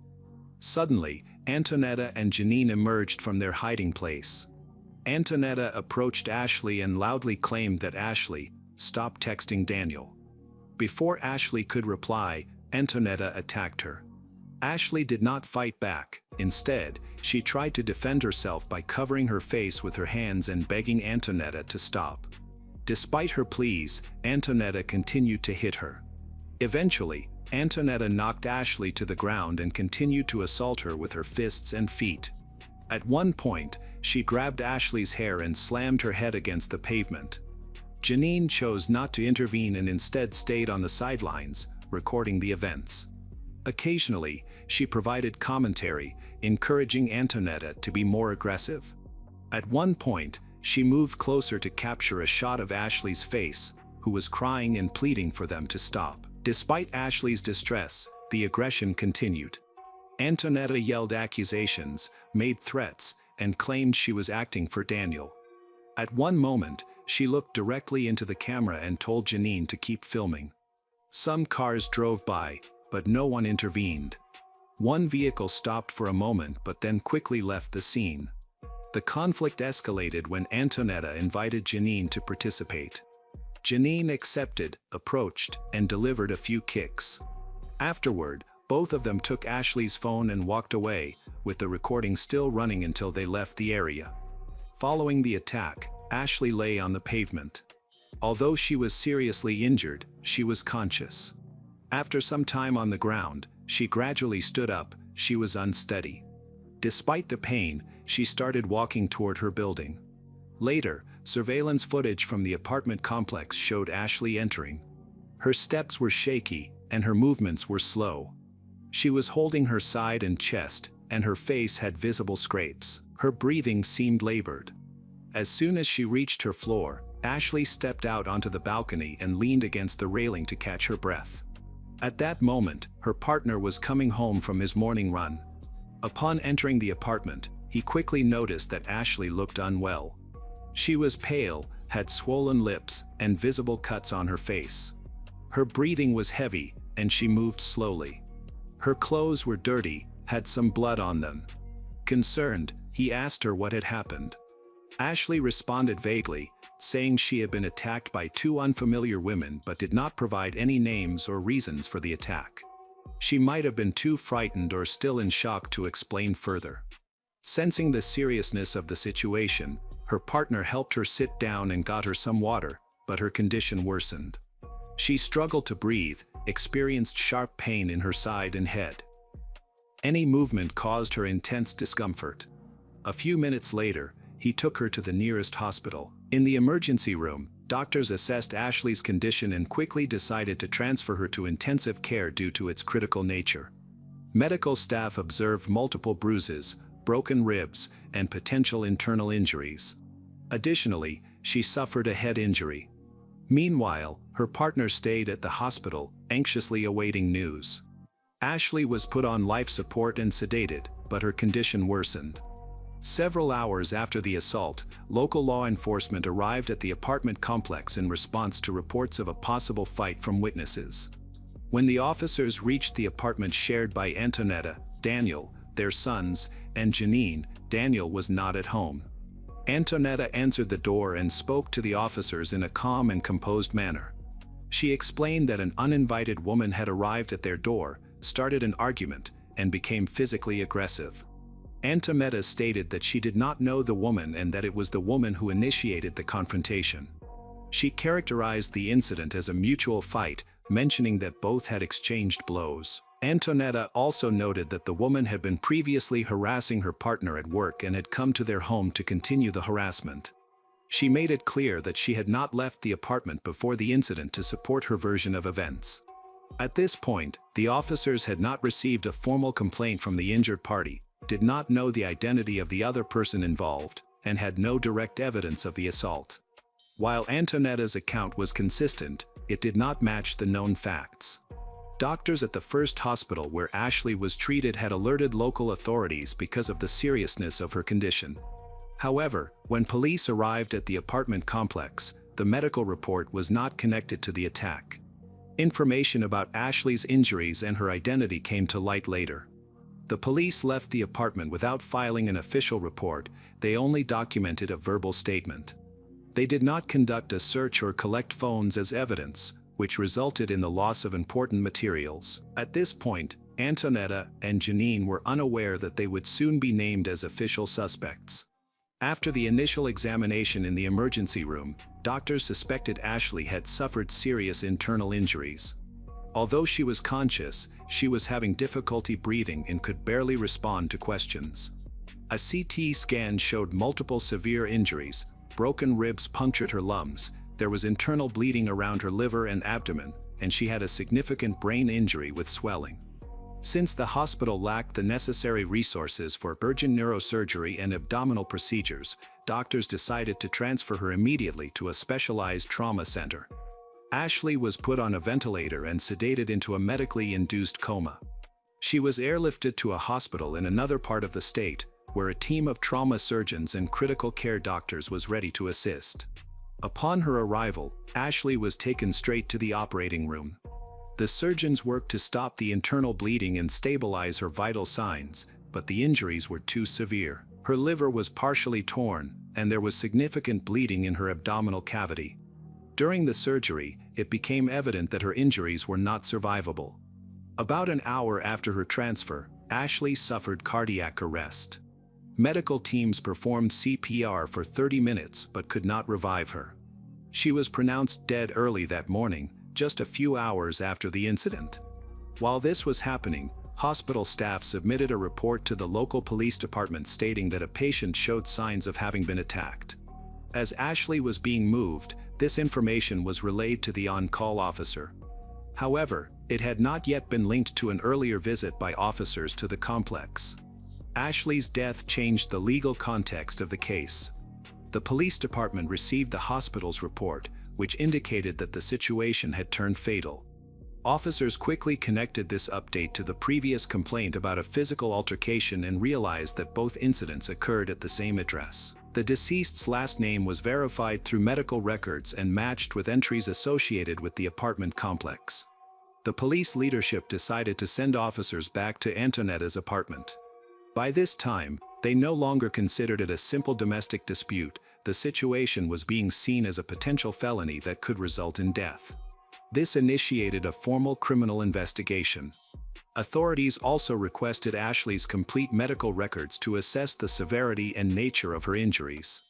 The initial medical report revealed that her injuries could not have occurred from a minor fight or mutual confrontation. The trauma to her head, chest, and internal organs indicated she had suffered a severe beating. There were multiple blows aimed at vital areas. Additionally, there were no signs of defensive wounds or any indication that she fought back, suggesting that the victim likely did not defend herself during the attack. Following the medical findings, the forensic report, and surveillance footage from the apartment complex, a criminal case was officially opened. After confirming Ashley's death, investigators returned to the complex, arrested Antonetta and Janine. They were taken to the precinct and interviewed separately starting immediately. Antonetta seemed calm but distant during her questioning. She avoided making eye contact, spoke in a low voice, and gave unclear answers. She provided short responses and repeated the same story she had told earlier, that Ashley had come to their home uninvited, started an argument, and threw the first punch. She did not mention any text messages, a pre-arranged meeting, or the use of Daniel's phone. Antonetta maintained that the incident was unplanned and that she acted solely in self-defense. When detectives highlighted discrepancies between her account and the medical evidence, she did not respond. After answering a few more questions, she requested a lawyer and ended the interview. Janine's interrogation took an unexpectedly relaxed turn. She entered the room confidently and spoke freely, showing no signs of nervousness. At times, she even laughed and made sarcastic remarks, behaving more like she was chatting with friends than talking to law enforcement. The detectives mirrored her casual tone and avoided any confrontational approach, which proved effective. Janine began to share details openly about the events, including some information that hadn't been revealed before. She openly explained how Daniel had admitted to seeing someone else, how she had passed that information to Antonetta, and how they devised a plan to message Ashley using Daniel's phone. She also detailed who initially suggested recording the encounter and how they concealed themselves until Ashley arrived. Janine's account of the confrontation was particularly striking. She openly admitted to being physically aggressive, stating that she joined in because she was invited to participate. She even described the incident as amusing. The detectives documented her statements but did not interrupt her. They maintained neutral expressions, allowing her to express herself freely. During the questioning, Janine confirmed that she had recorded the incident on her phone and still had the footage saved. She revealed almost everything Antonetta had tried to hide. Her statements were officially noted. Janine's emotional distance and complete lack of remorse strengthened the evidence that the attack was not only intentional but also planned in advance. After the interviews, investigators obtained search warrants and seized phones from everyone involved, including Janine's. Her phone contained a full video recording of the assault. The footage showed that Ashley did not fight back, and the attacks were carried out methodically with clear intent. The audio also captured mocking remarks, threats, and statements indicating that the attack was premeditated. Daniel's phone showed a message thread where Antonetta pretended to be him to set up the meeting. This was clear proof of the trick used to put Ashley in danger. As a result, Antonetta and Janine were charged with serious crimes, including felony assault and robbery. Their arrests were part of a larger criminal investigation. The charges were explained to them, highlighting the serious legal consequences they faced. Both were arrested without any resistance, but officers closely monitored the situation. Daniel later learned about the events that unfolded. When the arrests took place, he was at work. Officers came to his workplace to inform him of Ashley's death and the charges against Antonetta and Janine. He was heartbroken, having no knowledge of the revenge plan, the impersonation using his phone, or the attack itself. He stated that he could never have predicted that things would turn into such a tragedy. Daniel was asked to provide a formal statement.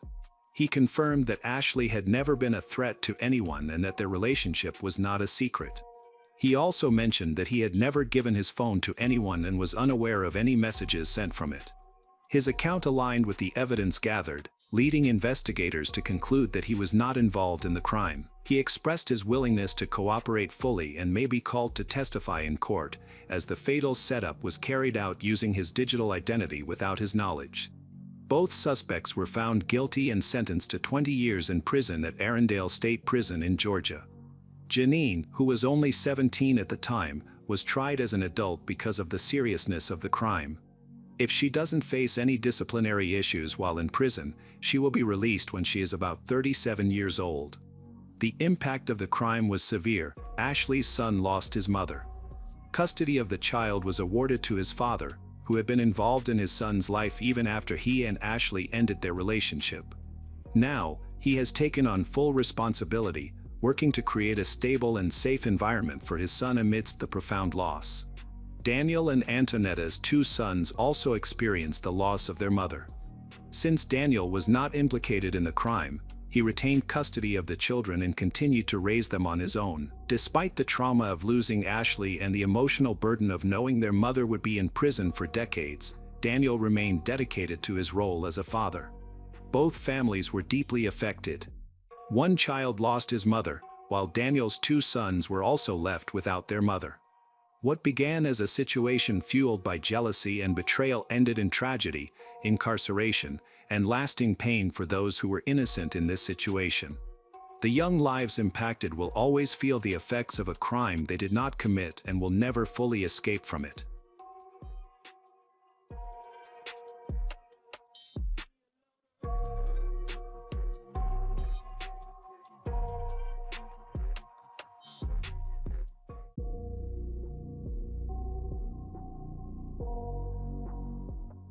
Emily Beatriz Azevedo Senna was born in Várzea Grande, a city in the Brazil state of Mato Grosso. She lived with her mother and her stepfather, who became a father figure to her when she was 6. He worked as a radiology technician at Santa Helena Hospital in the nearby city of Cuiabá. The family lived a modest yet close-knit life. Emily was known for her kind nature, calm demeanor. Classmates and neighbors often described her as a gentle person who avoided conflict. At 16, Emily found out she was pregnant, a surprising discovery that she ultimately accepted. The father was a young partner of similar age. Instead of pulling away, he supported her throughout the situation. They started living together and he actively participated in getting ready for the baby's arrival. He went with Emily to doctor visits, assisted with planning, took part in conversations about names and baby items. Despite their youth, her partner demonstrated a strong sense of responsibility, dedication. Although their relationship encountered challenges because of their age, it was characterized as stable, supportive. For Emily, becoming pregnant was a major milestone in her life. She eagerly talked about her future daughter and shared her excitement with family, friends. Her mother and stepfather were very supportive, helping her choose furniture, buy clothes, prepare the nursery. Their home was filled with joy and anticipation. They celebrated the gender reveal twice, once with her partner's relatives and again with Emily's family. Friends remembered how glowing she looked when discussing her journey to motherhood. In another part of Mato Grosso, Natalie Helen Martins Pereira, a 25-year-old married to Christian Albino Cebalho de Arruda, 28, was raising their 3 children, a girl and 2 boys. Natalie worked in public safety, officially employed by the fire department while also taking nursing classes. To others, she seemed organized, responsible. However, beneath this surface, her life was more complicated. Several years ago, Natalie had a medical procedure that tied her fallopian tubes, which prevented her from becoming pregnant naturally. Despite this, she began claiming that she was expecting another child. To support her claims, Natalie created fake medical documents, including ultrasound images, and told others that she was having a baby girl. Christian believed her and shared the news on social media, posted the ultrasound images, even organized a gender reveal party. To make her story seem more convincing, Natalie often posted pictures of herself with what looked like a growing belly or loose clothing and explained her physical appearance as a sign of her impending delivery. In reality, this was all part of a carefully orchestrated and emotionally manipulative lie, a fake pregnancy that relied on fabricated evidence. Natalie not only staged a fake situation but also created an online identity. She joined various online groups for expecting mothers, where she pretended to be a helpful member who often offered items like baby clothes, diapers, and accessories to other moms-to-be. However, there was a catch: the items could only be picked up in person at her house, and the person collecting them had to come alone. This was a deliberate strategy where her online persona was used to make contacts and choose potential targets. No one in Natalie's close circle, neither Christian nor her family, realized that her cheerful demeanor was a meticulously crafted facade. She was intent on making her story a reality, regardless of the consequences. A few weeks before her disappearance, Emily started participating more often in online groups for expecting mothers.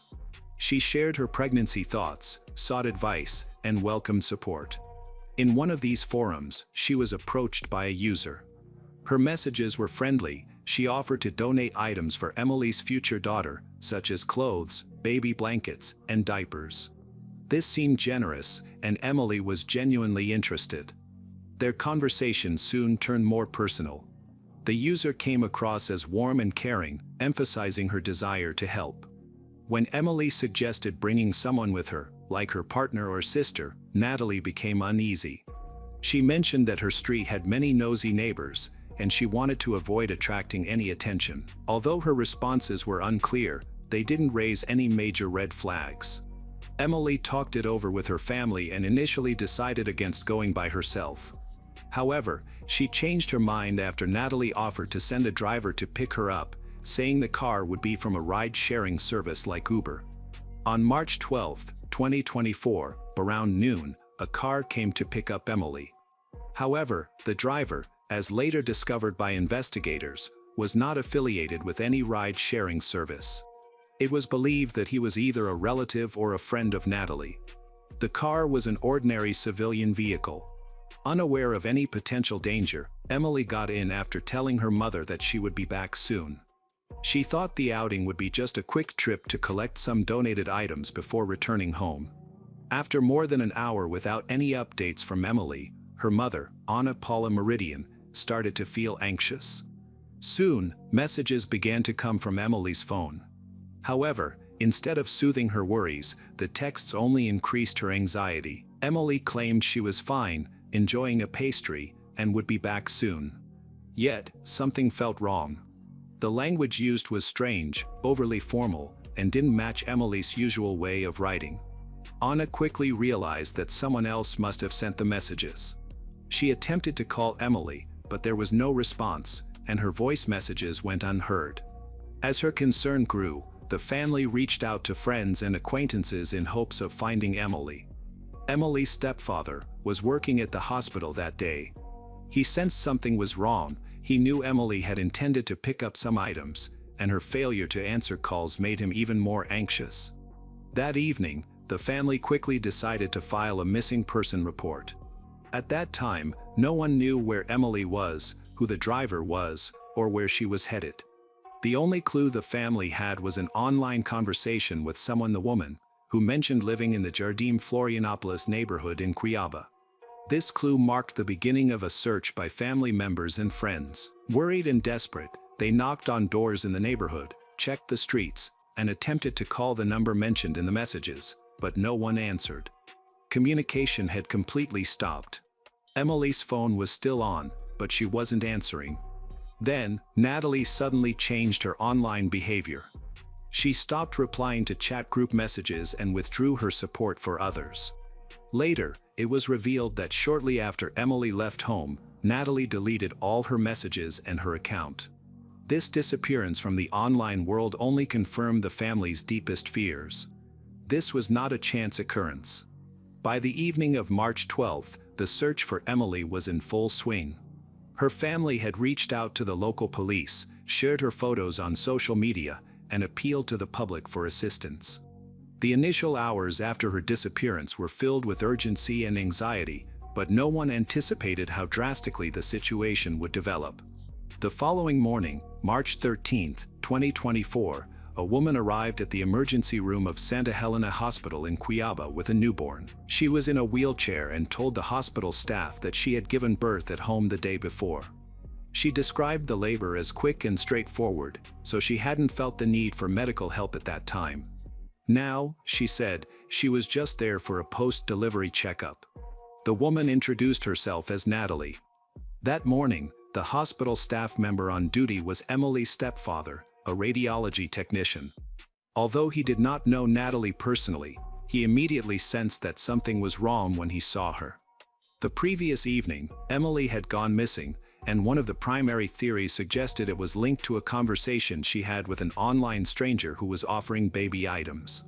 Emily had previously mentioned to both her mother and her stepfather that she met someone online. She even shared a photo of her from the messaging app. Emily's stepfather immediately recognized the woman in the photo as the same person Emily had been talking to before she disappeared. Natalie was holding a newborn baby that the doctors believed had just been born. However, something seemed unusual. Her behavior and physical state did not align with what one would expect from someone who had recently given birth. There were no visible signs of pain, post-labor symptoms, bleeding, or trauma. Medical staff also found that she was not producing milk when she tried to breastfeed. Even the way she stood and moved raised concerns. Even though she arrived in a wheelchair, she moved around confidently and chose to sit in a chair rather than needing to. A preliminary medical evaluation raised concerns. There were no signs that she had recently given birth. Her cervix was not dilated, and her uterus was of normal size, showing no changes or discharges that usually occur after delivery. This became crucial evidence that proved her story was false. The medical staff quickly informed hospital administrators and contacted local authorities about the situation. Emily's stepfather told investigators that Emily had gone missing the day before after planning to meet a woman. When he recognized the woman in front of him matched Emily's description and photo, his concerns grew. When officers arrived at the hospital, Natalie claimed that the newborn girl was her daughter, whom she had given birth to at home. She could not provide any documentation to support her claim, saying the birth was unexpected and there was no time to go to a medical facility. She answered questions calmly and showed no signs of distress. Investigators started looking into the origin of the newborn. They ordered emergency blood tests and DNA analysis. Medical professionals confirmed that the baby had been born within the last 24 hours, which matched the timeline of Emily's disappearance. This led to a troubling question: could this child be Emily's daughter? Investigators examined Natalie's phone and found deleted conversations, including exchanges with Emily. These messages showed that Emily had agreed to meet Natalie to receive baby items. This evidence indicated a clear pattern of deception. Natalie had created a false identity, gained trust, and arranged a meeting under false pretenses. At this point, the idea that Natalie had simply gone to the hospital for a checkup was no longer believable. Law enforcement began to suspect that Natalie may have brought a baby that she did not give birth to, but rather one that was taken from someone else. Their suspicions were confirmed when they analyzed ultrasound images that Natalie had shared on social media. Investigators discovered that these images did not belong to her. They were taken from another woman's profile, a woman living in a different state, who had no known connection to Natalie. As these discrepancies emerged, the police shifted their focus to finding Emily. The infant Natalie had brought to the hospital was placed in temporary protective custody, under the care of social services, until her biological identity could be verified. Shortly after, Natalie was taken to the police station for formal questioning. At first, she remained silent. When directly asked about the child's origin, she gave vague answers, claiming that everything had been explained and that nothing wrong had occurred. Although she appeared calm and showed no signs of panic, her reluctance to provide a clear explanation led investigators to suspect that she was stalling.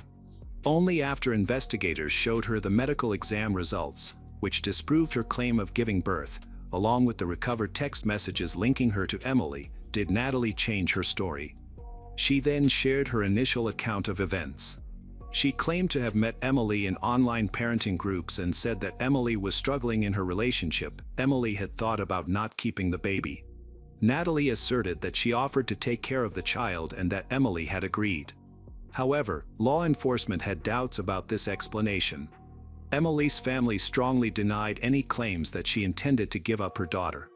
They insisted that Emily had been excited about her baby's arrival and never showed any doubts about keeping her. The whole family actively prepared for the new baby by buying clothes, setting up a nursery, and celebrating together. Emily's mother and stepfather emphasized that she viewed her future daughter as the most important part of her life, and the thought of giving the baby away was entirely unthinkable for her. This information was part of the official case file, and Natalie's statements were now being examined for inconsistencies. When faced with increasing evidence, Natalie eventually changed her story. In a second interview with investigators, she confessed that she had tricked Emily into coming to a house by pretending to offer baby items. Emily arrived alone, as they had agreed in their online communication. Emily then began to feel pain and sat down, complaining of cramps. At that moment, Natalie approached her from behind and forcefully restrained her. After Emily lost consciousness, Natalie bound her wrists and ankles with materials she had available.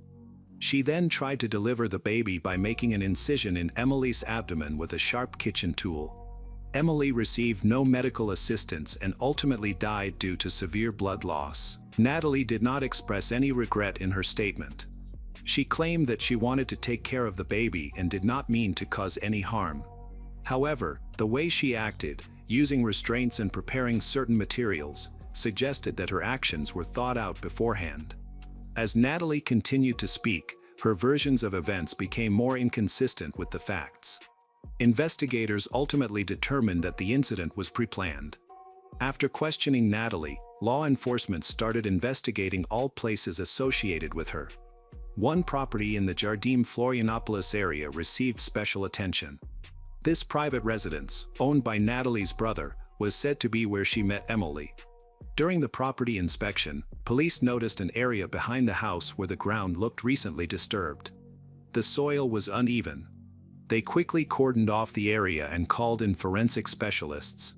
As the specialists carefully removed the top layer of soil, they discovered that a body had been buried. Emily's body was found in a shallow grave, covered loosely with dirt and debris. The way the body was positioned indicated it had been disposed of hurriedly. Her wrists and ankles showed signs of restraints, including ropes and bits of plastic cable. Investigators later determined that the bindings were made from old internet wiring. The grave itself was poorly dug, without the use of tools, and was barely big enough to hold the body. Emily's body displayed clear signs of trauma on her body. Her face had visible injuries, including bruises, swelling, and scratches. Forensic experts noted damage to her cheekbones and nose. There were also marks on her neck that suggested she had been choked, as well as bruises on her wrists indicating she had been forcefully held down. The autopsy revealed that these injuries occurred while she was alive, implying the use of significant force. It was determined that her death resulted from severe blood loss due to a deep wound in her abdomen. The precise T-shaped incision in her lower abdomen indicated that it was not an accident. Forensic experts indicated that the shape and depth of the cut suggested the perpetrator had a basic understanding of internal anatomy and made an effort to avoid injuring the baby. This degree of knowledge is rare for someone without medical training, although it could be obtained by watching detailed instructional videos. This was further confirmed by analyzing Natalie's internet search history. A key finding was that the burial site had been prepped in advance. Initially, Natalie claimed she dug the grave after the incident, but she later changed her story, admitting it was prepared the day before the meeting. A forensic team carefully examined the scene. Using chemical tests, they discovered important traces of biological material both inside the house and throughout the property.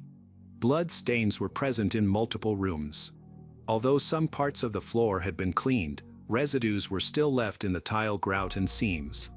These findings were meticulously recorded and included in the criminal case. Given the amount of evidence, authorities officially reclassified the case as a premeditated crime with aggravating factors. Immediately after her arrest, Natalie stated that she acted alone and that her husband, relatives, anyone else were unaware of her plans. At that time, the house was occupied by her brother and his wife. Natalie stated that her brother and his wife were not home when the crime happened, but investigators could not confirm this. Their exact whereabouts during that time remained uncertain. A significant question was whether they could genuinely be unaware of a freshly dug pit on the property or that someone had come in to help clean the house. However, it was later established that Natalie had been to the house several times leading up to the incident, under the pretense of helping with chores or spending the weekend. This made her visits seem normal and unremarkable to those living there. Forensic experts noted that it would be very challenging for a single person to dig a pit, commit an act of violence, perform a makeshift procedure, move a body, clean the crime scene, hide evidence, and leave the area without drawing attention, all within a short period. This is especially true given the logistical difficulties involved.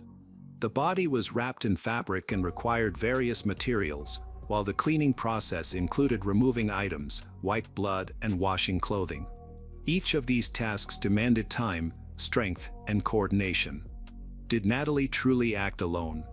At the time of the investigation, there were increasing suspicions, but no solid evidence was found linking anyone else to the case. No family member had been officially identified as an accomplice. Cayo Police Chief Fernando Alvarez Albuquerque said authorities are continuing to investigate whether Natalie's husband, brother, and the driver had anything to do with the death and burial. After the body was officially identified and all forensic procedures were completed, Emily's family received permission for a burial. Because of the condition of the remains, the service was conducted quickly. The ceremony was brief and did not include a traditional farewell. It was held privately, attended only by immediate family members, Emily's mother, stepfather, the young father of the baby, and a few other relatives. The family was devastated by the loss. They were deeply affected emotionally and unable to speak publicly about their grief. Emily's mother, as reported by those close to her, was in a fragile emotional state and had withdrawn from social interactions, avoiding even her neighbors. Emily's partner, who never expected to become a father under such tragic circumstances. According to the family, he has remained dedicated. He frequently visits the baby. Despite his young age, he has shown a desire to be actively involved in raising his daughter. The newborn, who was rescued after the incident, has been placed temporarily in the care of her grandmother, Emily's mother, a decision made by child welfare authorities and the district attorney's office. Emily's stepfather is also considered one of the responsible guardians. During the first few weeks, medical professionals monitored the baby's condition closely. Fortunately, she stayed in stable health. After receiving medical clearance, the baby was taken home to the same place where her mother had lived. The reason for Natalie's actions remained a key topic of conversation. Even though she was already a mother of 3, she pretended to be pregnant for almost 9 months, creating an illusion of expecting another child. She went to great lengths to forge medical records and create a believable story online, portraying herself as an expectant parent on social media. However, her goal was not just to have another baby. She specifically sought out expecting mothers who were likely to have daughters. Her method of selecting targets, arranging the setting, and researching how to remove and take baby indicated that her actions were carefully planned. Natalie is still in custody, waiting for her trial. The charges against her are still active, and investigators believe the evidence supporting these charges is strong. Emily's case has gained significant attention and raised serious concerns, influencing how online interactions are perceived, particularly among vulnerable groups.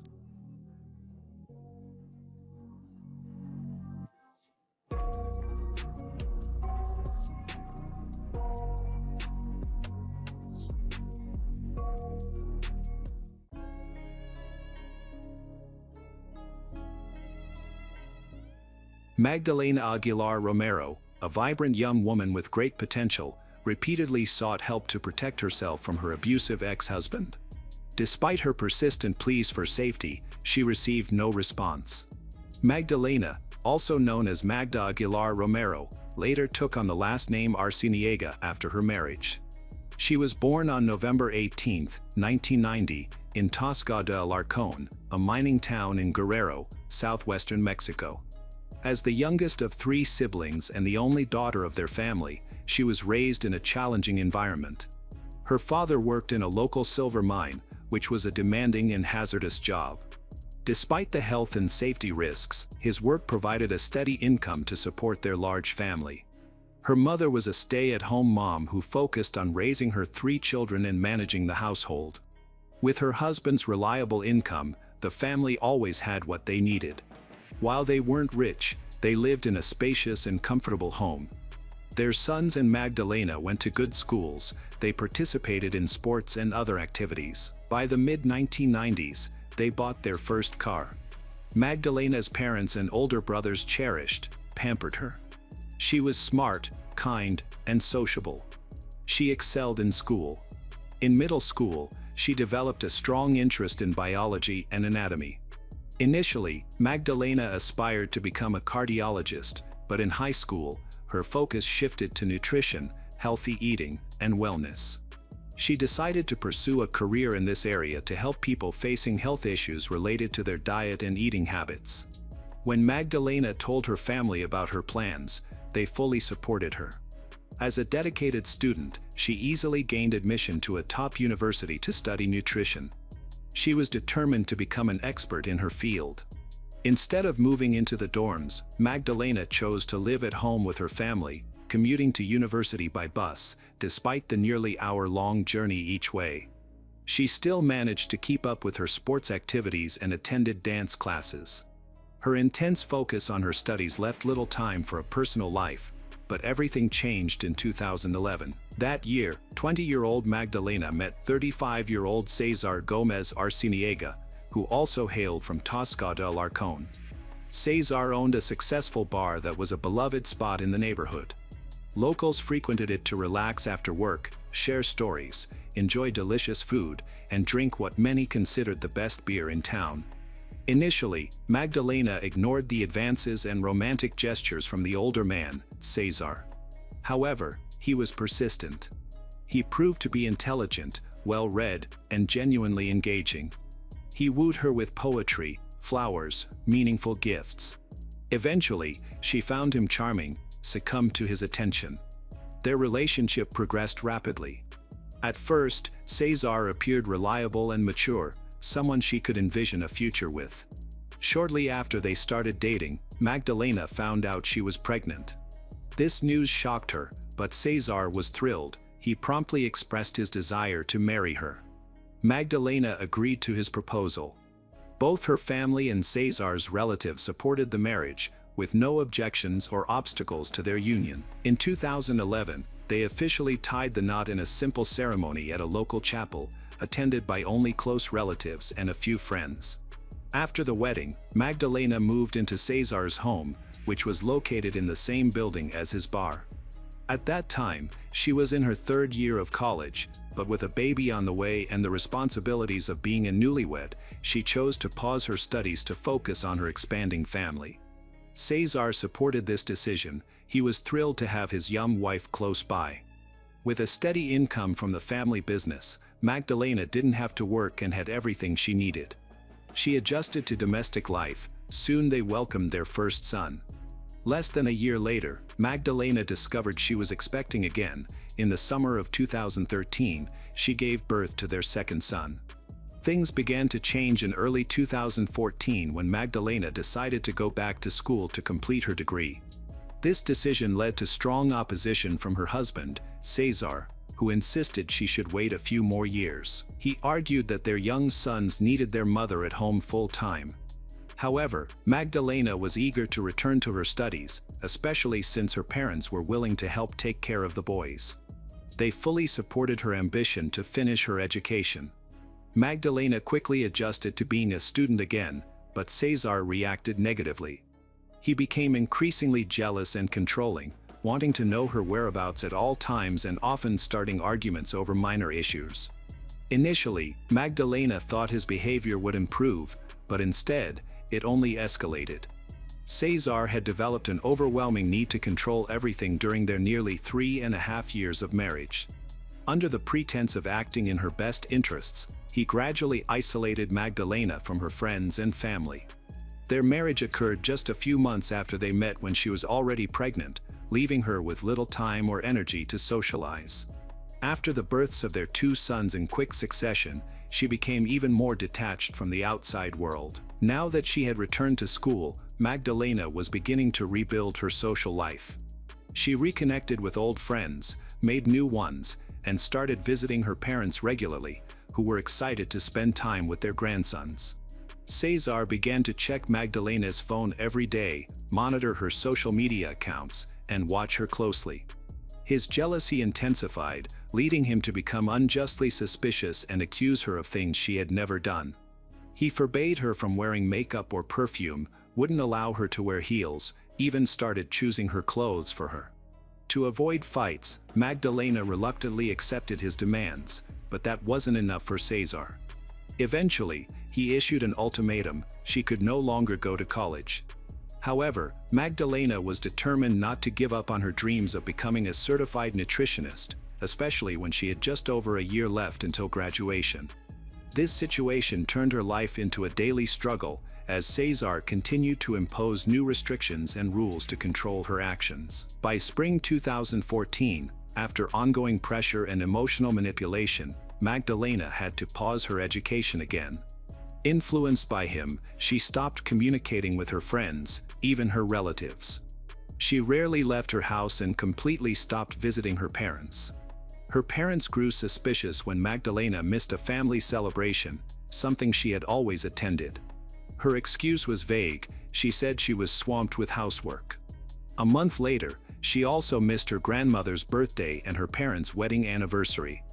During phone calls with her mother, Magdalena seemed distant. She gave short answers, avoided direct questions, as if someone was listening nearby. Once lively, cheerful, she had become withdrawn. She stopped allowing family visits and made excuses whenever someone wanted to come over. One day, her older brother visited unexpectedly and was shocked by what he saw. Magdalena looked completely different. She had lost significant weight, seemed fearful and exhausted. She neglected her own well-being, flinched at the smallest noises. It turned out that Cesar had been taking her phone away and only let her make calls when he was around. He had broken her spirit, even started showing aggression in front of their young sons. Despite this, when her older brother offered to take them back to their parents' home, Magdalena refused. She insisted that she would manage on her own. Her brother couldn't remain silent about what he had witnessed. He informed their parents everything, and together they began discussing how to help Magdalena. However, they struggled to communicate with her freely because Cesar was always nearby. He treated her like property, someone he could control entirely, and he had no intention of letting her go. In August 2014, after yet another episode of aggression, Magdalena reached her breaking point. Once Cesar left to run an errand, she discreetly contacted her brother, asked for his help to escape.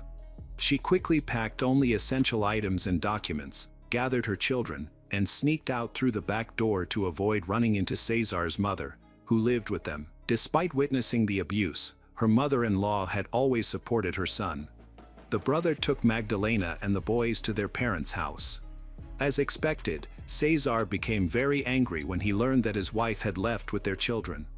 He went to his in-laws' home, demanding Magdalena return, but her father and brothers prevented him from entering, threatened to call the police if he didn't leave right away. The next few months were like a nightmare for Magdalena and her sons.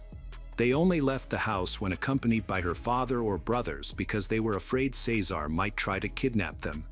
Magdalena reached out to the local authorities for protection from her partner's harassment, but the police did not consider her situation to be a serious threat and denied her request for help. A month after moving out, Magdalena decided to file for divorce. At that point, Cesar changed his approach. He started apologizing and begging her to return, insisting he had changed and would never harm her again, while expressing his love for her. However, Magdalena didn't believe him. She knew him well enough to see that he was just trying to manipulate her again. For a while, he attempted to persuade her to come back, but when he realized she was not going to return, he resorted to threats, emotional pressure. Magdalena often felt anxious, constantly checking her surroundings in fear that he might appear unexpectedly. She visited the police twice more in hopes of obtaining a restraining order against Cesar, but both times her requests were denied. The officers insisted that she was not in any real danger. By early 2015, their divorce was finalized. The court decided that their sons would live with their mother while their father would have visitation rights, including weekends and holidays. At that point, Cesar seemed to have calmed down. He stopped reaching out to his ex-wife and appeared to be moving on with his life. This change allowed Magdalena to finally relax. She returned to college, earned her degree, soon found a good job at a private clinic in her field. Surrounded by friends and family, she began to thrive, earning a stable income and making plans for her future. Nearly 3 years had gone by since the divorce. Cesar no longer attempted to interfere in Magdalena's life. He adhered to the set schedule for picking up and dropping off the boys. Sometimes, Magdalena would go to his house to collect them, but she never went by herself. Her father or one of her brothers always accompanied her. Although Cesar tried to be friendly, Magdalena never felt completely safe around him. Deep down, she knew she could never trust him again. The years she spent living with him, filled with emotional and physical abuse, had left a lasting impact. On January 13, 2018, the boys were with their father. The Romero family was supposed to attend a memorial service at a local church for a recently deceased relative that day. Magdalena informed her mother that she would be late because Cesar, the boys' father, had refused to take them to the church.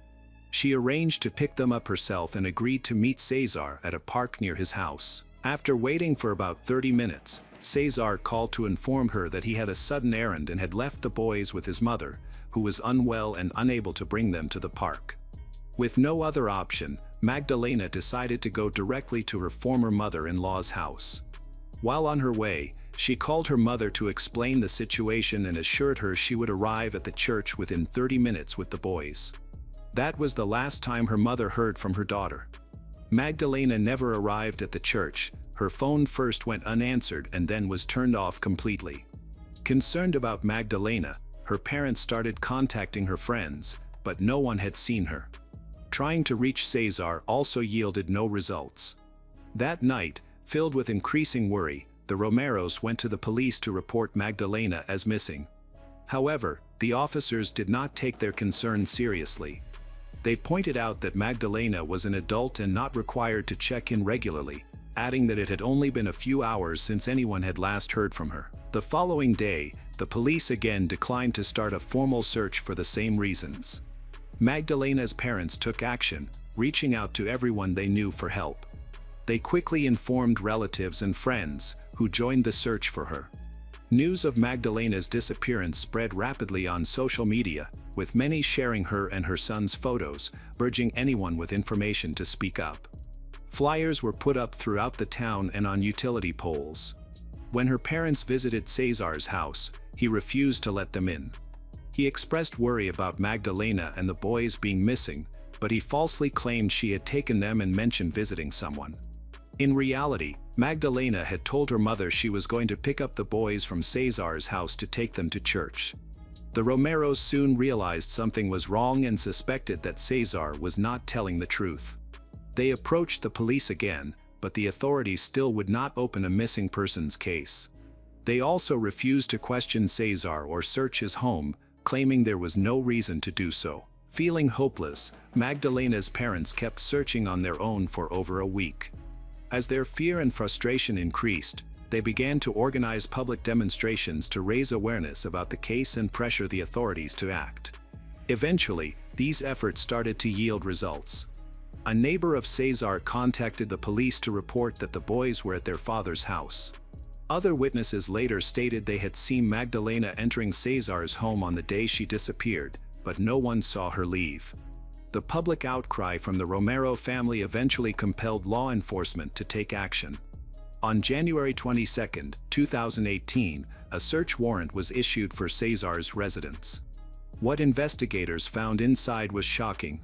The police said that Romero's legs and arms were found inside a pot on the stove, while her cooked pelvis was discovered in a bag near the stove.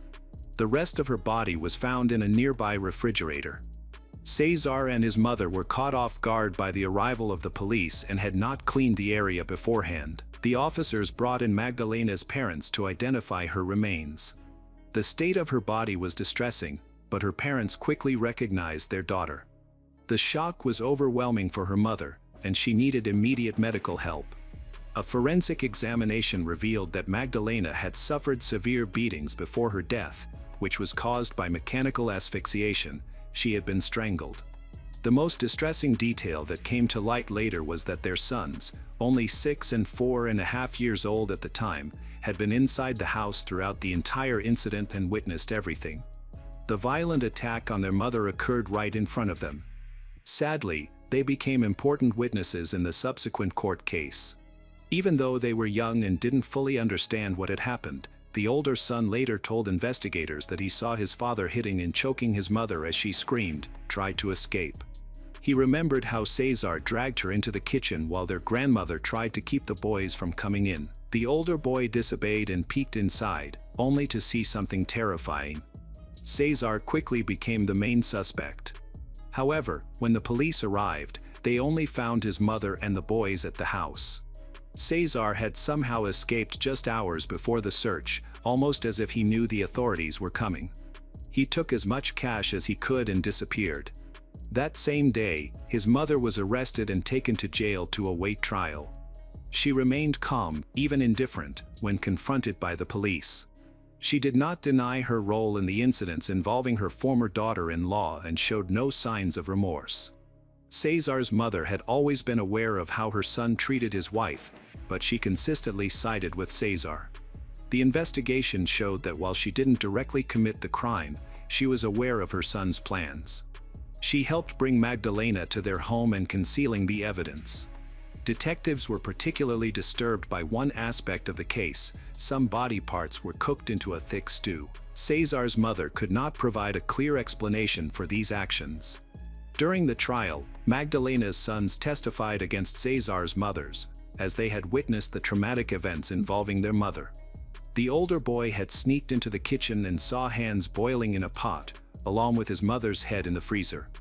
The trauma from these experiences was profound, requiring extensive therapy for the boys to start healing and to overcome their nightmares.